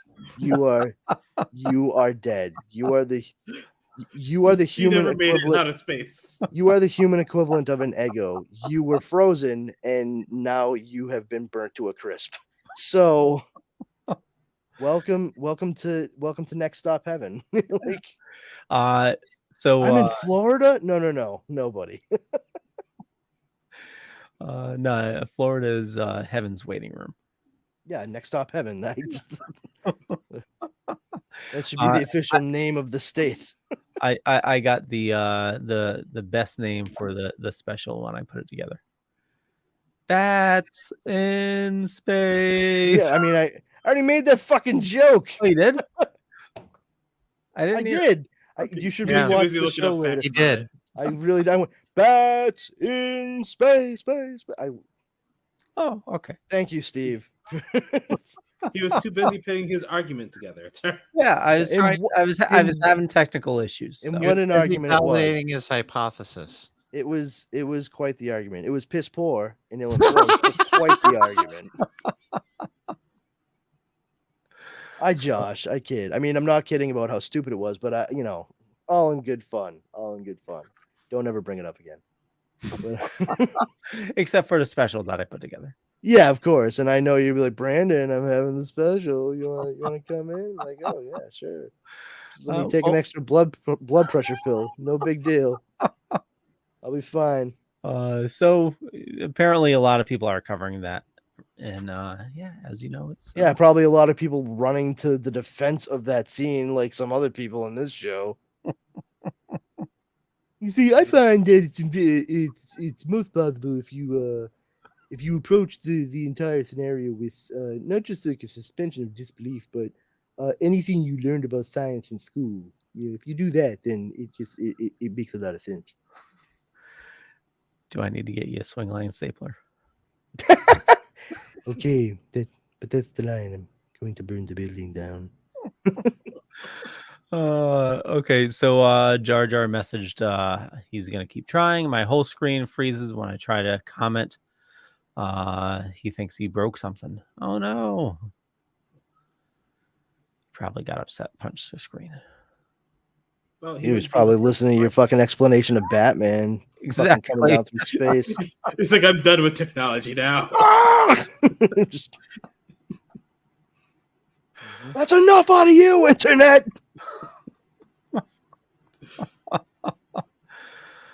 So what else you guys got? I saw some wrestling stuff. I saw. Yeah, Vince McMahon retired last year after all kinds of allegations and accusations came through, and now he's coming back because he was forcibly retired. Like he was told, "You need to go." Somebody hit him with a chair. No, they obviously didn't hit him hard enough. There was a hush money scandal going around, and he was at the brunt of it, and he had to step down. What are you doing bringing Batman back into it? That is too deep a cut for Steve to understand what you just said, Leo. So, obviously, he stepped down. His daughter and son-in-law were co-CEOs for the time being until last week, January 6th, he staged his own insurrection and waltzed right back in and said, I'm taking over. And he did. You can do that to a company? He owns 80% of the company. Yeah. Somehow I feel like this is all just like theatrics because it's all like a made up soap opera. So it's a rope opera. So he said, I'm coming back. There's nothing you can do about it. I own 80%. And then his daughter walked away as co-CEO. And there's been speculation because he said after that, I'm selling the company, then taking it private. List of potential buyers, and nothing has been said, but there's a heavy rumor one of the potential buyers is Saudi Arabia because they've been doing business with Saudi Arabia for years. Yay. People with human rights issues. Hooray. I'm sure they'll treat all of their talent well. Oh, like they have been? Yeah. No. Absolutely. Another ball of wax that I'm not going to get into, but Disney's a potential buyer. HBO Max is a potential buyer. You mean Warner Brothers? Warner Media. That's yeah. So Comcast is a potential buyer, but yeah. Well, we'll see how it goes. Pretty much. That's the whoever buys WWE, can we just get those awesome fucking ice cream sandwich popsicle things back, with the printed wrestlers on the side, on the vanilla side? Can we just do that? It's not much, but they were awesome. Let's do that. Huh? Somebody has the power to do it, and if they can hear this, if they somehow come across this episode of The Dorkening, all 4 of you who watch, spread the word like wildfire. They've been dormant since the 80s. Yes, they'd be great to come back. It'd be fucking great. I don't want the Ninja Turtle ones or anything. We're fine with it. There's one Ninja Turtle ice cream thing that I really like, and I always got it from the ice cream truck as a kid, and it was the Ninja Turtle thing on the stick, and it had the gumball ice. That's eyeballs. the same exact one I'm talking about. Yeah, it's like the only one I didn't like him. I did. You know what it was? I didn't like the gumballs in it. That was the best part. The best part was everything besides the gumball, in my opinion. But yeah. It doesn't change the fact that I really enjoyed the somebody brought up when we had Steve Levine on, somebody brought up remember the Turtles pies? No. Yes. The from Hostess pies? Oh my god, those are good. Real yeah, honestly, I remember them, but I don't ever remember having them. It was a little pie covered with a huge thick not chocolate, but sugar. Wow. It was encased with sugar. It was I think it was the apple pie, just encased with sugar. Oh yeah, I mean it's every single one of their fucking pies, dude. Yeah. Oh, is this what? Okay. Little, I think it's Little Debbie.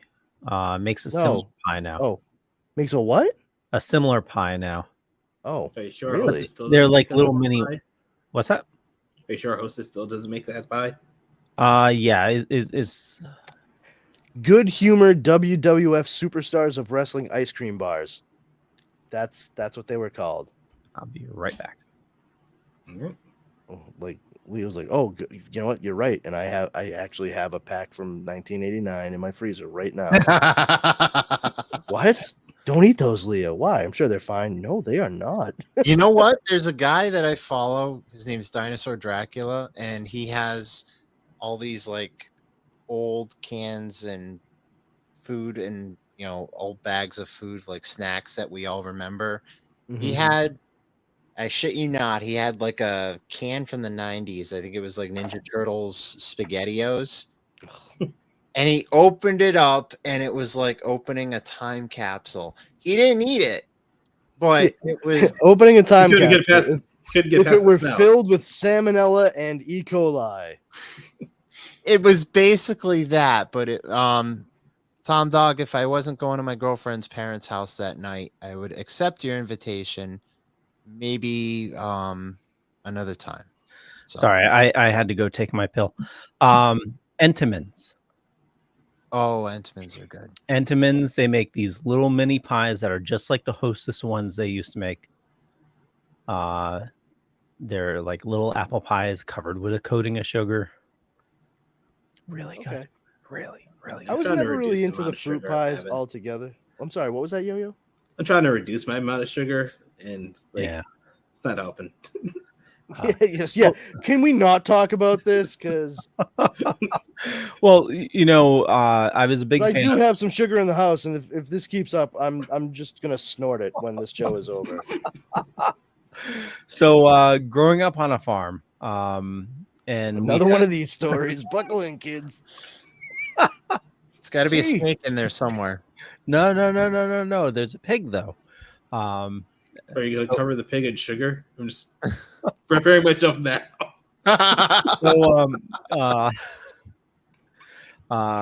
We had a small farm, but the my grandparents' old house was a much bigger farm. It was a couple 100 acres, and after they sold it, there was a guy that was renting it for a while that kept it as a farm, and he had pigs and whatnot.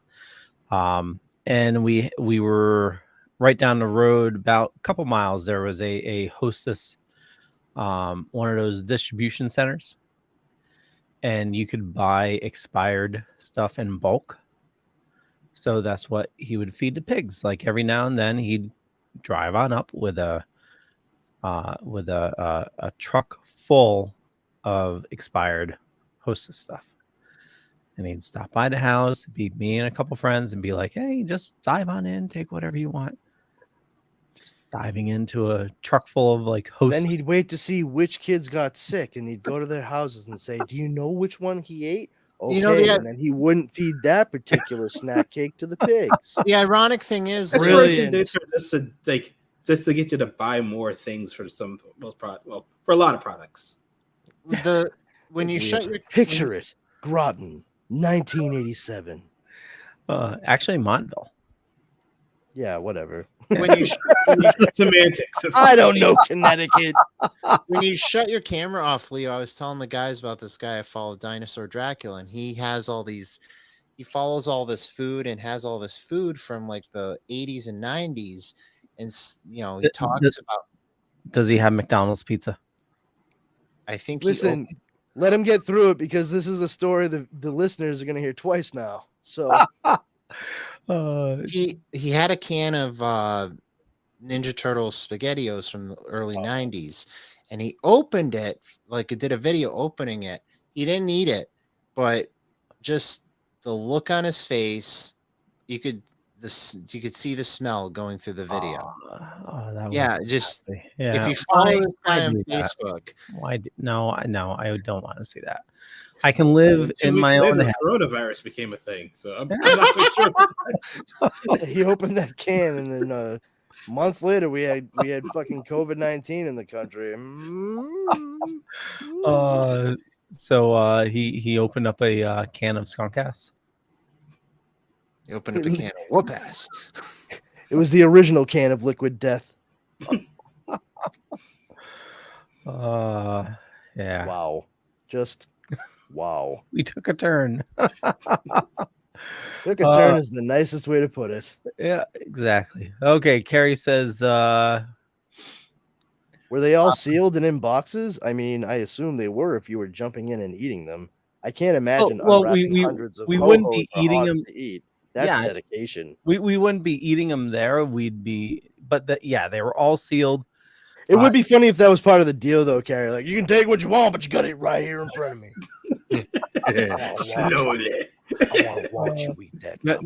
It was a distribution center, so they would just, fill up the truck with whatever is expired, and it was also great because growing up, yeah, exactly, because they would sell preservatives and stuff. Just saying. I know. Well, they would sell. So you had different areas of discount based on how expired something was, and growing up poor, that where you get the good stuff. It'd be 90% off. So it's a couple months expired.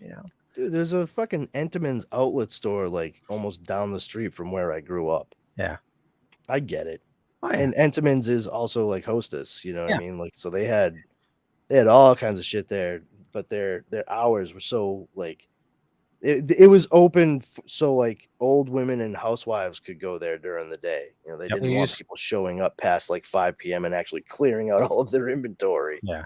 There used to be a Hostess warehouse and Wonder Bread warehouse out in Uncasville, Montville. That's the one I'm talking about. Yeah. Good night. Wow, it's come full circle. You guys are both from Connecticut. We get it.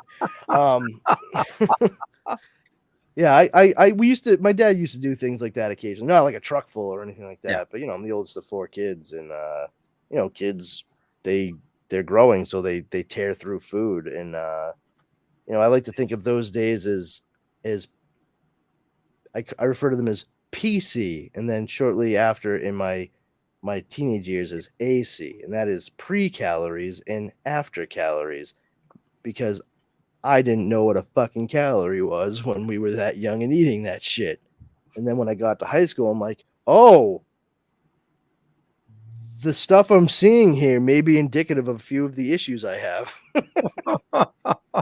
Primarily my weight. I wish I was as thin right now as I was when I was 20 and I thought I was really fat. Like me personally. Like I genuinely I showed a photo of myself to one of my best friends like a year and a half ago of me when I was like 22. And it was flip phone taking the picture in the mirror like for a MySpace profile pic type deal.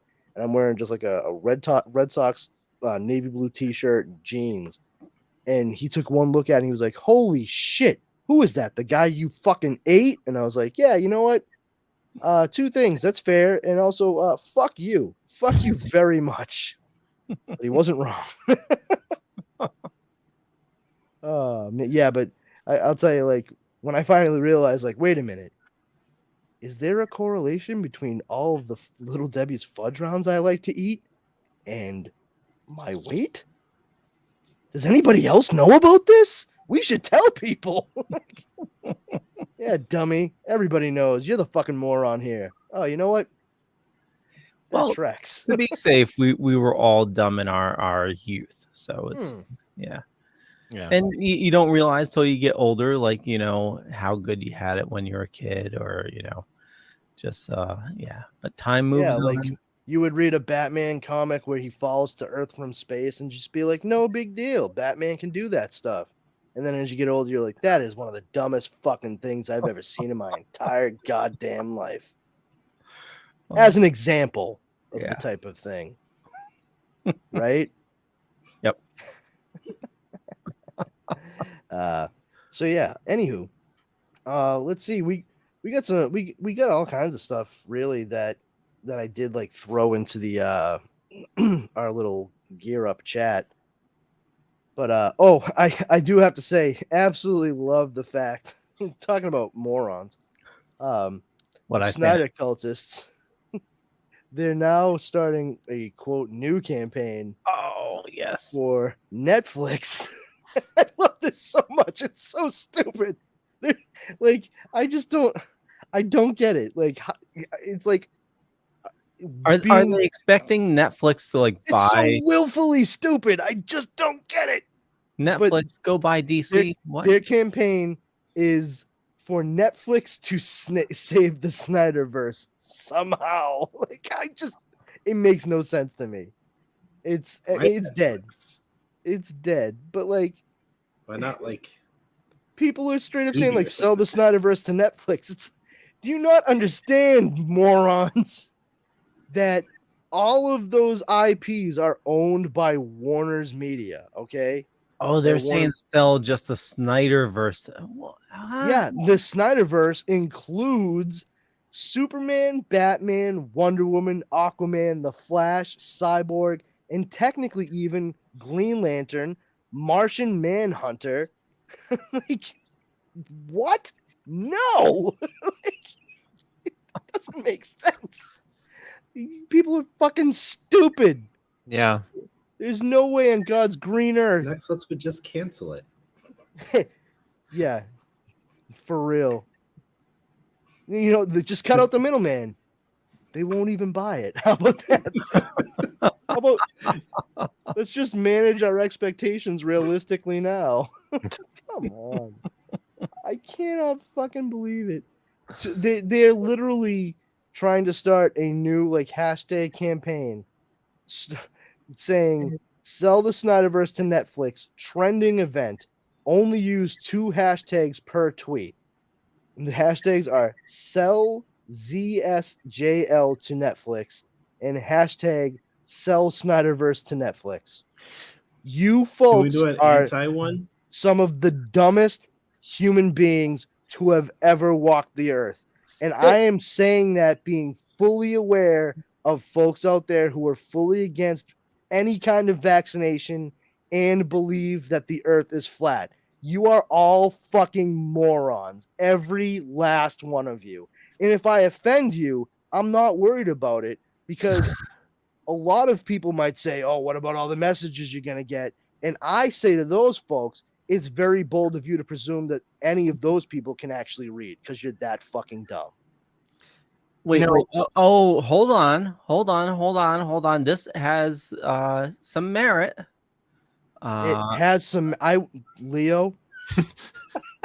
Be careful what you say. Okay, hold on. So, and I know I'm gonna get hell for saying this.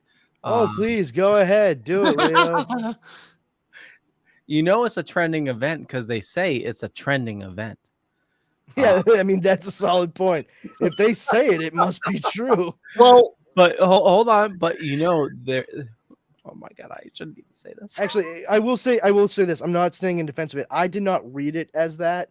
I read it as trending event. Like they're making it an event for trending. Do you get what I'm saying? Yeah, I know. They're trying. Yeah. Hey, here's our trending event. Let's make this trend like that. But I get what you're saying. So, but the other call out is they're having it on Valentine's Day, and you know that's the day they all have free. Yeah, of course. Well, at least one hand will be free. Wow! Holy shit! To be clear, it's only because they'll be masturbating profusely due to the fact that nobody actually wants to date or maybe even touch them. I'm just. We really went there. I mean, it's probably the only way anyone's gonna go near there for them. So I can keep going. I don't. Have I alienated every one of the people that would partake in this trending event yet? No. Let me, Brandon, I want to agree with you the whole Snyder cultist thing because after what we privately then just do it. Just agree with me. Then it's fine. I do. But after what I privately messaged you about the thing that I saw on Reddit, I'm done with the whole Snyder cultist thing. I'm completely done with them. And this whole thing that you were talking about is pure insanity. Oh, it's fucking, it's cuckoo banana pants, man. Like, oh shit. Whoever the fucking person that like decided to pull all of this together, like, I swear to God, they're the same person that we all need to make sure we're passing along like the ordinance paperwork and zoning signatures necessary on paperwork for when we're going to put all of the lollipop trees next to the sea monkey hut in the middle of the underwater city hall. And I say that because they are clearly the mayor of fucking crazy town. Like that is just so beyond sanity and reason. I can't. So let me explain what me and Brandon were talking about because Leo probably doesn't know and Yo-Yo doesn't know. So I'm banned from Reddit. Obviously, you all know that. And obviously, you do know you can make another account. Shut up, Leo. I don't want to. Oh, can I, Leo? I had not considered that possibility. Thank you. I'm sorry if my tone betrays how much I truly appreciate the info you just gave me. So basically, I came across this on Twitter. Someone screenshotted this Reddit thing that Snyder cultists are planning a January 6th type of thing at San Diego Comic-Con for people. They want to get the whole the Snyder Cut thing trending again, and I'm just like, what the fuck? There you go. Thank you, Brandon. Yes. Let me read it out. Okay, this is from the Reddit subreddit Snyder Cut, and it's an update from a post that was made in 2022 for San Diego Comic-Con. All right, and I'll read the whole thing and then just read the update to it. The initial post regarding San Diego Comic-Con 2022 is the following. It's time, boys. No, I won't read it like that. It's time, boys. Please do. Okay, it's time, boys, to do the do. We will own SDCC 2022. It will be a day for the history books. They'll know not to fuck with the supporters of the Snyderverse. Let's get the ball rolling. More details will have to be released on a more private domain and briefing on what will go down. We won't stop until they take us out by any means necessary.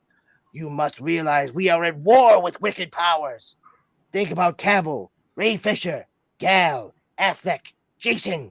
This is for them. Death before dishonor. SDCC is ours. It's ours. We'll be remembered, boys. Keep in tune for updates.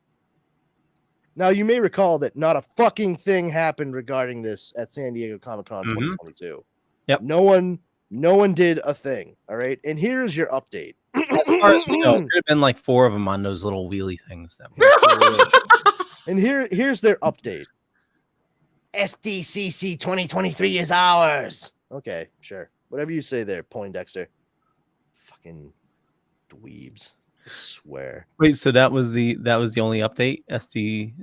Yep, that was it. That was the update. Maybe next year. Steve sent that to me, and we were both just like, wow, how wildly fucking dumb. And I don't have an account on Reddit, but I looked at that up. That was taken down and the person's account was suspended. Yeah. It was nowhere to be found. He sent that to me, and I went back to check it. He didn't tell me anything about it being taken down. I went through and I was like, oh yeah, this guy was given the stanky. Probably maybe the FBI got a hold of it and like good. Good. Fucking death before dishonor and shit. Like what the fuck are you doing, bro? Like, god damn, man. Like, who are they gonna attack? Like, are they actually gonna try to find Snyder at the, or not Snyder, but a fucking go outside and touch some grass? What the fuck is wrong with these people? You do realize San Diego Comic-Con is not only the mecca of Comic-Cons, but they have their own private police force, but they probably have snipers in front of Hall H and in front of these halls and everything. They are not going anywhere near there without a fucking ticket or a press pass. So, I mean, they would be in attendance. They would be attendees. Yeah, that's the thing. Like they wouldn't necessarily be discernible from any other convention attendee. Except for the fact that they probably the massive left hand. Maybe they have massive fucking right forearms and biceps. No, I'm just saying, and they're all wearing Restore the Snyderverse t-shirts and smell exactly how they look. Security would be up the fucking ass, especially at a place like that. I mean, Rhode Island Comic Con is a perfect example. Security is like, tight, at big conventions like that. New York Comic Con is a perfect example. They always have security tight. In these big conventions. Those folks have disengaged with reality in a way that is simultaneously amusing and disturbing. Yeah. And we all need to keep, honestly, we all need to keep reminding them to like knock it the fuck off and remember, like, it was, people were like, what about Zack Snyder? Doesn't he deserve a chance? I'm sure he had a chance. Something else. There were 3 fucking movies he did. Okay. That's usually 2 more chances than most people would get on things that were considered lackluster overall.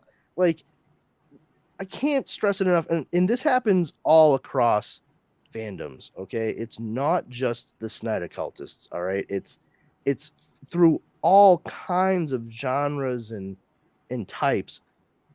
It is fine if you like and love something. It is great that you like and love something. Do that, please.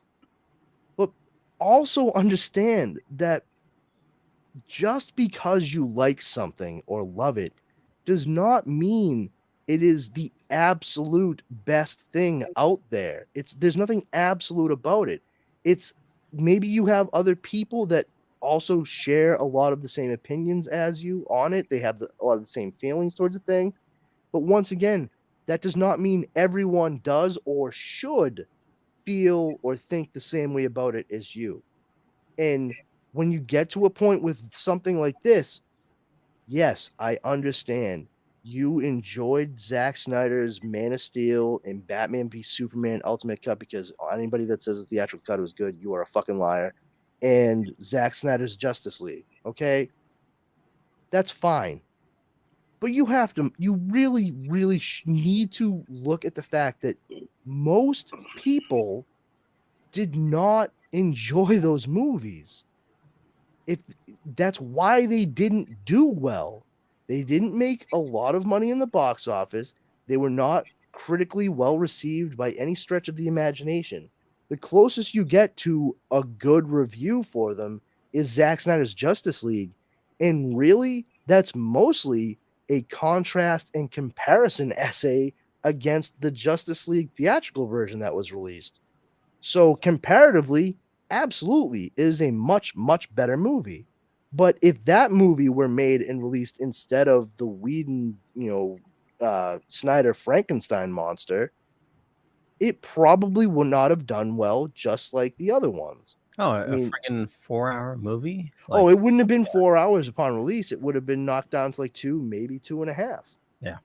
And you would have seen some of the same exact issues that had been there in the other movies. So, like, it's okay to like a thing, but sometimes it just doesn't work out. Like, welcome to the world. Welcome to the world of fandom. Yeah, just because you love it doesn't mean you own it. Yep. And it doesn't, and also to bring it further, doesn't mean that you are owed anything because of it. I honestly, there's one part of me, just as a general like comic book and movie fan, that thinks it's great that they released the Zack Snyder Justice League, and regardless of it being a 4-hour cut, but it was a complete version of what it was the director was trying to do. That is relatively unprecedented. Like, we've gotten other cuts from directors, but many, many years after the fact. This was great. I'm glad that there was a chance for the thing to be put out the way it was intended to be for the most part from the get-go. On the other hand, no, man, like, Warner Brothers, what the fuck were you thinking? You emboldened a vocal minority, and I said it numerous times, like, if you give them an inch, they're gonna take a mile. And what was it, like the day after Zack Snyder's Justice League was released is when you started seeing the fucking hashtag restore the Snyderverse. Yeah. Nah, that was a gift. That was a gift you got. You wanted that thing and it was given to you. That's it. That's what you get. And you know what? Everything that's happened now proves beyond the shadow of a doubt. That is all you get. You get your gift. Enjoy it. You got the Super Nintendo you wanted for Christmas. It doesn't matter that your fucking friend down the street got the Genesis. You have the Super Nintendo. Now fucking deal with it. I would have been happy with a Super Nintendo. I mean, me too. I'm just saying, when you get a new toy, be thankful for it. Don't look at your new toy that you enjoyed for all of 5 minutes and then see that the kid down the street has like something similar, but it's different and newer, and now you want that too. But what if he had the Sega Genesis with the CD? You're diving too far into the fucking console metaphor, Leo. I'm gonna need you to stop right now. So I'm gonna show you something that was released at CES. And I want to get your thoughts on it. Yeah. So Yo-Yo. What? Yo-Yo, CES. Consumer Electronics Show. Yep. Yo-Yo, have you seen the Moonwalkers? No, I have not. What? So they were described as, those when you go to well, I don't go to an airport, but they have like it's not a treadmill, it's like a flat walkway, a moving walkway. Yeah, so it's essentially that under your feet. Made into shoes. So It's AI. Motorized roller skates. Phenomenal. Essentially. Why? Yeah. Boom, boom, boom, boom. Let me kill the volume. We'll see. Yeah, I would break myself so quickly with those. Let's see. How are they going to ban them in the airport because people are going to keep falling? Yeah. What? Provided they're still not in a layover from Christmas time. Oh, yeah. What happened today, too? Oh, yeah. Jeez. So it's apparently supposed to make you walk 250% faster. Let me see. Oh, wow. Goes over rocks, too. I can just wear rollerblades. I mean, But they're motorized.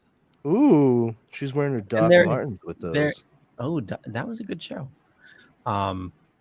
Okay, I was referring to the boots. Wow. But apparently they're AI driven. One shoe knows what the other one is doing and where it is in space and whatnot. So these boots aren't right next to Batman. Yeah. So just because AI is a thing doesn't mean you need to put it in everything. For one thing. Yeah, we've seen that movie before, and it doesn't turn out well for the hero. So how much would you pay for these? Zero, because I'm not going to get them. They can pay me. Don't you hate how when you walk, it's almost like a form of exercise? Let's take that little bit of movement out of your life. So apparently you can pre-order them for $1,500. For what? No, I can't because how my card works, it doesn't allow me to buy stupid stuff. Yeah. Stupid stuff's just one of those things. Did you say 1,500? Yeah, that was I yen, saw right? Better 1,500 yen. Kickstarter that was way cheaper. 1,500 Russian rubles. Rubles? No, Steven, that's through the Kickstarter. I know. There's a better freaking Kickstarter I saw earlier this week that I shared in the group chat. That's way cheaper. Yeah, well, I mean, two completely different products, apples and oranges, my friend. I know, but you get a better longevity than those freaking shoes. Okay. Yeah, but think about how fast you would get to where you need to go with those shoes, Steve. Imagine you'll be all the people chasing you. It's like, look at the dork. Look at him. Exactly. Like, wow, cool shoes. Thanks, man. No. I'm sorry. I was being sarcastic. You look like a clown. Oh. Yeah, and then wheels. when Skynet takes over, your shoes take over, and you're running for your life, and you can't get Is it just me, or is this Return to Oz Why remake? am I running towards the robots? This Return to Oz remake is really getting lazy with the wheelies. But just imagine how cool you would look walking in the mall with those, Is that something? What an old-fashioned sentence. Yeah, imagine having those shoes on, and then you have like a gun with roses, and you come. I'm trying to make a teacher. We get it. You're trying to make a Terminator thing, and admirable effort. Effort. For Carrie sure. says I'd be traveling at the speed of an ambulance. The speed of ambulance. That's probably better than the speed of suck, because that's what those fucking things look like they move at. Like I said, my biggest thing is honestly, like, walking is a decent, very casual and passive form of exercise. And if you are making it so that people go from point A to point B that much faster, you are eliminating what could potentially be one of the healthiest portions of somebody's day-to-day life. So if they spend that money, they're basically saying, you know what? I think I want to be more sedentary. Let's do that. I want to move even less. I want my blood to thicken to the point where it looks like strawberry Hershey's syrup. It's a new consistency, It's a new age segue, Yeah, and segways are so popular still to this day. Yeah, with mall cops. No, I've never actually seen a mall cop on a Segway. I have in the wild. It's just never Many happened. moons ago, I did. Yeah. Come, young one. Let me tell you about the time I saw the mall cop on wheel stick. Okay, Brandon, what else did you have for us? What your people call corn, my people refer to as maize. Sorry. My granduncle used to do that. My grandmother and her brother were part Native American through her father, my great granddad. Who's this Greg Berlanti you were talking about? And it's I love how the fucking Italian guy can't say another Italian guy's last name. Berlanti? Is that who you mean? Yeah, Berlanti. Greg Berlanti. He is a television producer who is actually, I think, broken the record for most television shows on air at the same time. That's crazy. Recently, he had, I think, a little over 20 shows at the same time, all on television. But he is responsible for the Arrowverse on CW. He actually also produced Riverdale. He produces Superman and Lois. He produces Doom Patrol and Titans. He produced Stargirl. And he actually also wrote the movie Green Lantern and created the show No Ordinary Family on ABC, which starred Michael Chiklis. That was such a good show. It was a show. I remember It was a that good show. I think it could have been good if it weren't on ABC. I watched it. It was a superhero show before we had really any bigs. Well, yeah, it was ahead of its time. Yeah, it was ahead of its time. But also, I just don't think that ABC was a good place for it. And I understand the appeal, especially with family being in the title. Well, they what was that other show ABC had? Agents of S.H.I.E.L.D.? No. You could only see it like The Greatest American Hero? No, it was Family Matters. Full House. Perfect Strangers. Kyle XY. That was it. Never watched it. And that was not ABC. That was ABC Family. Yes. Yeah. Yep. I'm talking about the network. Okay. Well, same. No. Network, like national network, like you don't have to pay extra for it on cable.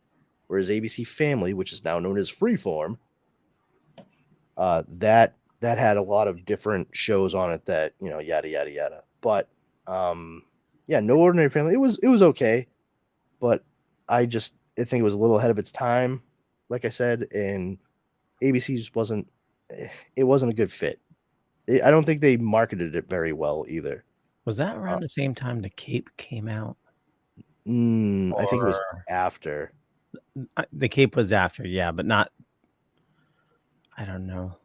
Cape was 2011, and No Ordinary Family was 2010. Okay, so yeah, about the same time. Yeah, and I never watched The Cape. I gave the first episode a try, and I didn't care for it. Oh, really, Leo? Yeah. Indeed. Yeah, I know. Mr. Sunshine himself didn't. Well, that's good then. I mean, good on them. However, Greg Berlanti, he just signed a major fucking longevity deal with Warner Media, so he's not going anywhere. There was a lot of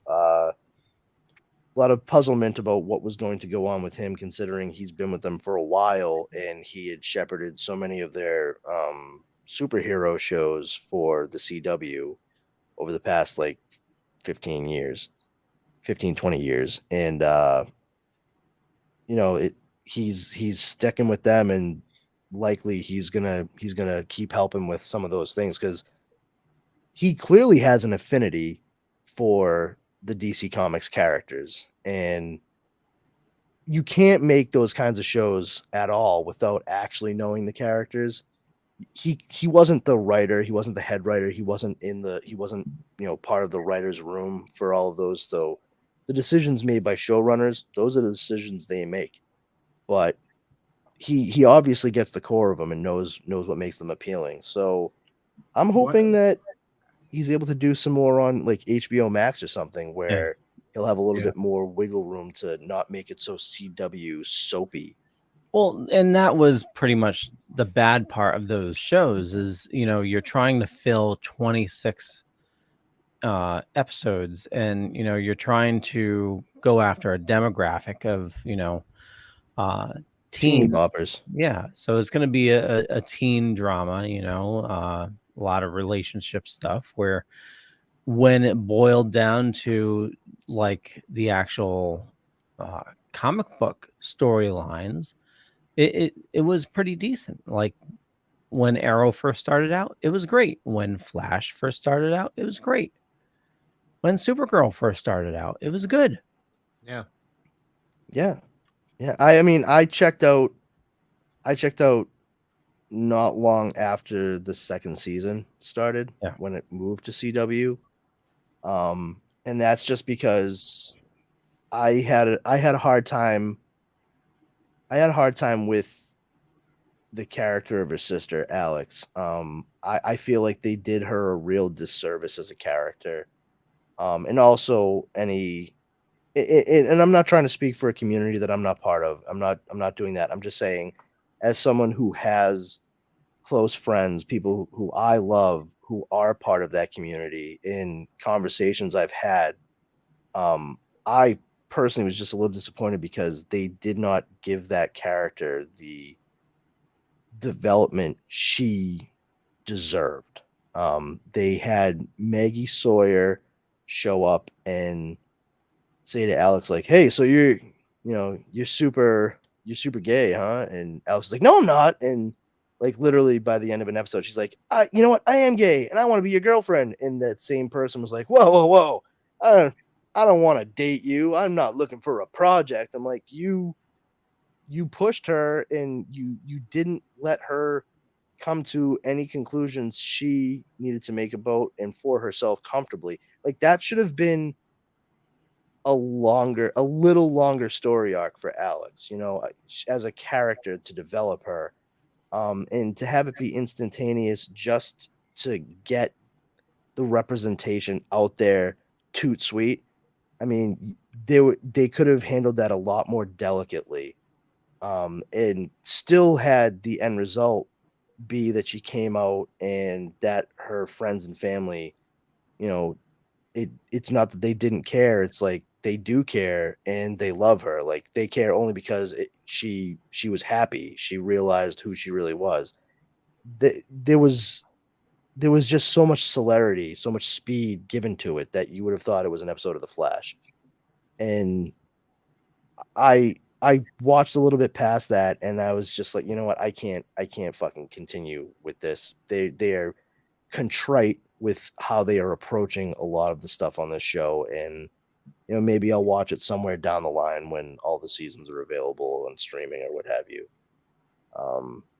Which is unfortunate because I liked most of the people on the show. I will say I am glad that they got rid of oh my god, I don't know how to say his name. Is it Mika Brooks, who played Jimmy Olsen? I just don't think that dude is a very good actor. The only other thing I had seen him on before that show was playing the character of Eggs on like the last season of True Blood or something like that. And no, I'm like, you couldn't have found somebody a little bit more realistically charismatic to play him. And in all honesty too, even in the first season on CBS, there was like no chemistry between he and Melissa Benoist. It was like painfully forced. Well, anywho, hopefully he'll be over at HBO Max and helping to develop some projects over there. Well, not necessarily all superhero stuff either. Like give him a chance to, approach non-DC related properties and not be fettered by network censorship or what have you. That'd be really great. But if he sticks with DC, hopefully he'll do well. And I think he would, sticking to, an HBO Max kind of timeline, going over quality rather than quantity. Exactly. Yeah. Exactly. And the only thing, if they can bring Powerless back, that'd be wondrous too. I did watch that. I did watch that show, and it was funny. It really was. Kind of sucks that they had to change the name of Natalie Morales' character to Green Flame in the show. Yeah. Because her name was B, which means she was Beatrice, which in turn, so she's a South American woman who has green pyrokinesis, and she goes by the title Green Flame. Oh, that's Fire from the Justice League in the 1990s. Why don't you just say that? Beats the fuck out of me why they didn't. Yeah, it was a fun show though. It was cute. Yeah. Well, we're going on 11:30. Anything else we should discuss before we wrap it up? I don't know. I mean, there's all kinds of shit, really. Like there's actually a lot of stuff that happened in the past like 7 days. There's some just real quick, like bullet points. There's another Star Wars Mandalorian spin-off show that Jon Favreau is going to be working on. So, what are thank God for that. What character are they spinning off? I don't know. Probably like somebody who gave the Mandalorian a fucking ride somewhere once. I don't fucking know. What's their name? There's this dude in the background. Yeah, no. It's probably the what's their name? The group of Mandalorians that were going after Darksaber. Oh yeah, the Catan. No. Yes, the Knights of Catan or something. Yeah. So they'll probably end up getting to Darksaber and probably rebuilding Mandalore. That'll be their own show, and then Mando's gonna go into the sunset with Baby Yoda. Cool. That makes sense because Wednesday was renewed for a second season. Yay! Yep. Whoopty shit. Let's see. Oh, there's a Legion of Superheroes. Yeah, I was getting to that, Tom. Thank you. Legion of Superheroes is with Supergirl is going to have an animated movie. Oh, cool. Yep. They put some cover art out there for when it's released. Velma as being showrun and starring Mindy Kaling is going to be premiering on HBO Max tomorrow. It's a very updated, modern, mature take on Mystery Inc. So Scooby-less. Yeah, no Scoob. I actually have two things I wanted to mention. Shaggy is going to be voiced by Sam Donaldson. Is it Donaldson or Watterson? No, it's Donaldson, right? Shit, I always do that. Oh my god, the guy from Detroiters. Donaldson, what the hell is his name? You guys know who I'm talking about? No. Nope. No. Okay. Has anybody here watched The After Party on? Nope. Sam Richardson is voicing Shaggy. Really, it's Sam Richardson is a black actor, and Shaggy is a black character in the show. Which it's cool to have like more than to have actual people of color on the Mysteries Inc. team, with like Velma being South Asian, because of Mindy Kaling. Shaggy is a black man. He's on Ted Lasso. I love when he like looks at the camera in the preview and he's like, "I don't do drugs." Stares right at it. It's like, "Oh, Shaggy, come on, buddy. We all know why you and the dog are hungry all the time, pal." Glenn Howerton from It's Always Sunny in Philadelphia is voicing Fred. I cannot for the life of me remember who was voicing Daphne in it. But yeah, it looks like it's going to be a little dark, like dealing with an actual murder in the preview, whatever they put out. Constance Wu is doing Daphne's voice. She played the mother in Fresh Off the Boat on ABC and the main character in Crazy Rich Asians. Oh, it's animated. For some reason, I thought it was live action. It's supposed to be adult too, right? Yep, that's why I said mature. Yeah. Yep. I'm Ming but- Na Wen. Yeah. So that'd be pretty good. What do you want to say though, Steve? Just two quick things. Last of Us is premiering next Friday on HBO Max, and the reviews for it, a lot of people are saying it is so far probably one of the best video game adaptations so far. We'll find out next week. But the other thing was, I don't know if anyone's seen Megan yet. I haven't, but I want to see it in the theater. The movie Megan, the horror movie. But it's there's another Megan that's not a horror movie? Mithrigan. Anyway, it racked in over the weekend, its opening weekend, it racked in on a $12 million budget. It racked in, I think 20.8 million, I believe, over the weekend. I think it may be more than that, but the last number I looked at was 20.8. So it made up. They made their money back. Yeah. And then some. So. Okay. First horror movie of the year. I mean, that's pretty good. I mean, yeah, and your Thanksgiving by Eli Roth has been announced. Yes, finally being made. Yeah, yeah. Your little comment that you made. I was just exactly, because you've said it numerous times. Like, I don't know why they haven't made that into a movie. It's like because you and 7 other people want it, Steve. You know, number one, I don't sound like that. And number two, ever since I saw Grindhouse, no, you don't, dude. It's a caricature. It's not actually you, Steve. No, I know.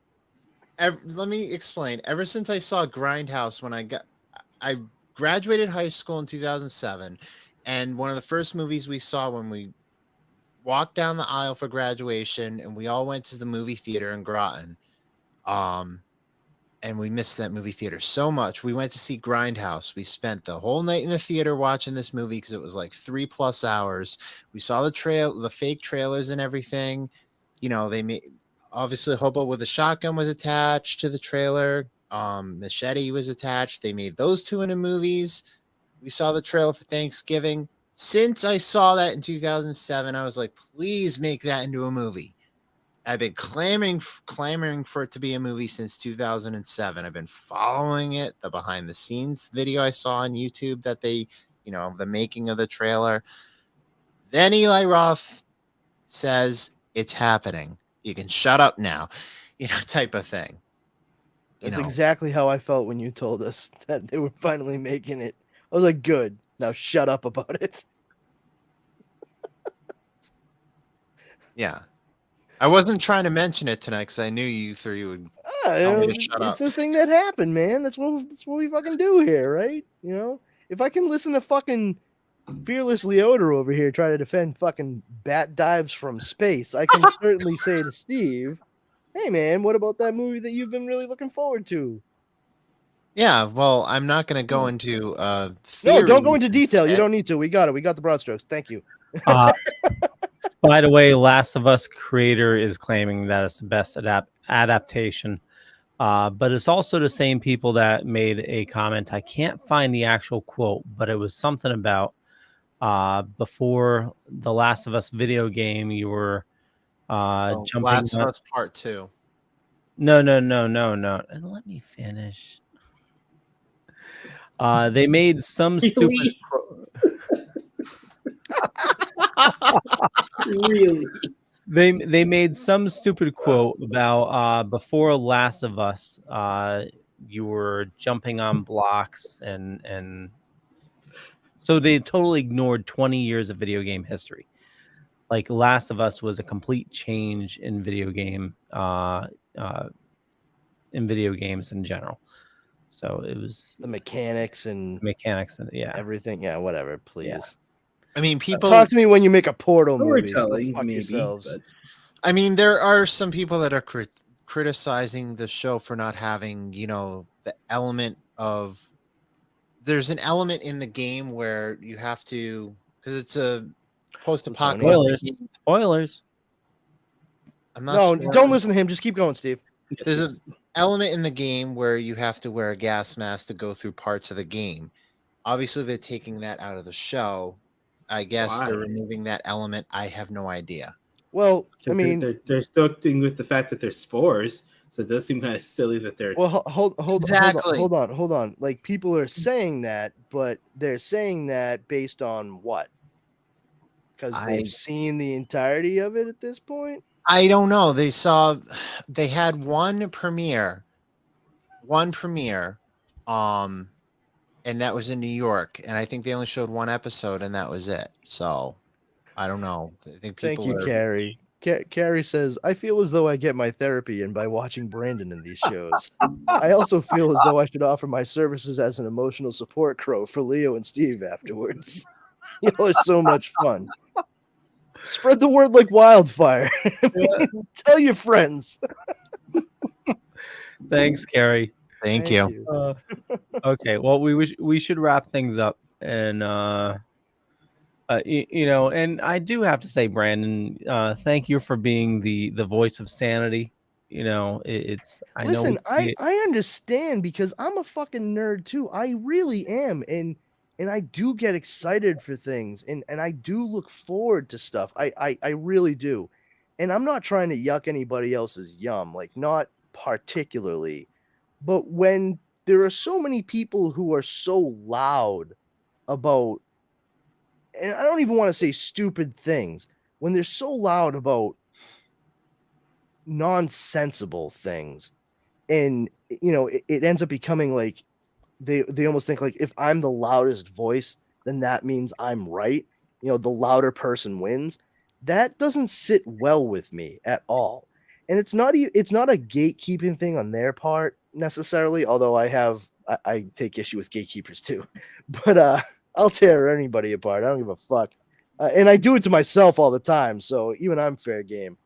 But you know, when I see a lot of this stuff that should be approached with at least a modicum of managed expectation and stuff, and people have these wild standards that they're holding these things up to, and like what they should do and what they shouldn't do, and you know, and it's like, but you're not, so shut up. How about that? You know, I am someone who I you know, especially with comics, you know, if you enjoy comic books, you should really understand, like, you have to approach a lot of it with fluidity and understand the ebb and flow of storytelling. You know, think about how you have different creators coming in at different times doing different things, and there's really no difference with how that creative process works for things like television series and movies, or movie series as it is once again nowadays. And that's why, you know, when you know, sometimes when it works well, it works well.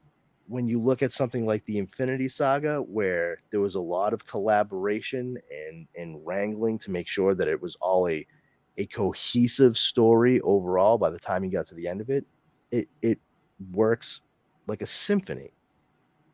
And then when you approach something that, you know, another IP that is far reaching and well known, and you have different creators working on it, but you do not ensure the congruity of items in those stories, you end up with The Force Awakens, The Last Jedi, and Rise of Skywalker. You know, there's certain things that we have to understand cause differences in the things that we might want and the things we might get. And in between wanting and getting, you have to toe a line personally, and you can keep it in your head and be stubborn and say, no, this is what I want and this is what it should be. Or you can look at a thing and say, all right, well, that is what it is now. There's nothing I can do about that. So let me move on, having absorbed this information, and try to reassess how I view this going forward. It's as simple as that, but it's still very difficult for a lot of these folks. And that I can't wrap my head around it. I honestly cannot. If you do not want things to change ever, then I just feel sorry for you. You know, in a lot of the stuff we deal with and talk about, we have enjoyed since we were kids.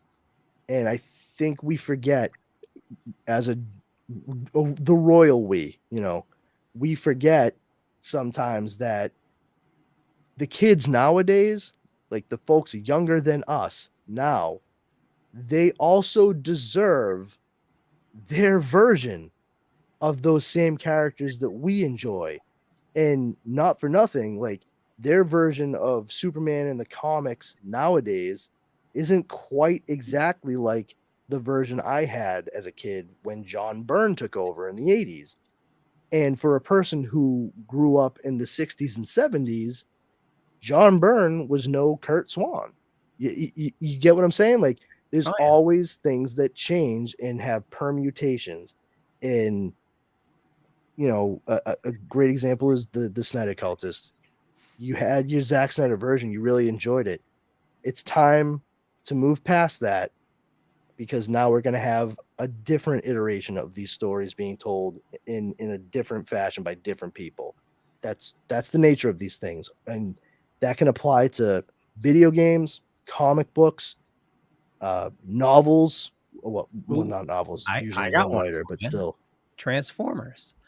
I belong to a Transformers community on Reddit, and constantly, people saying the Bay movies are their absolute favorite. They're what they grew up on, you know. And I forget you have people now that grew up on those because they were so long ago. Me growing up in the 80s, you know, I enjoy the OG, but I can understand somebody growing up with the Bay Transformers. You know, it's their Transformers, you know.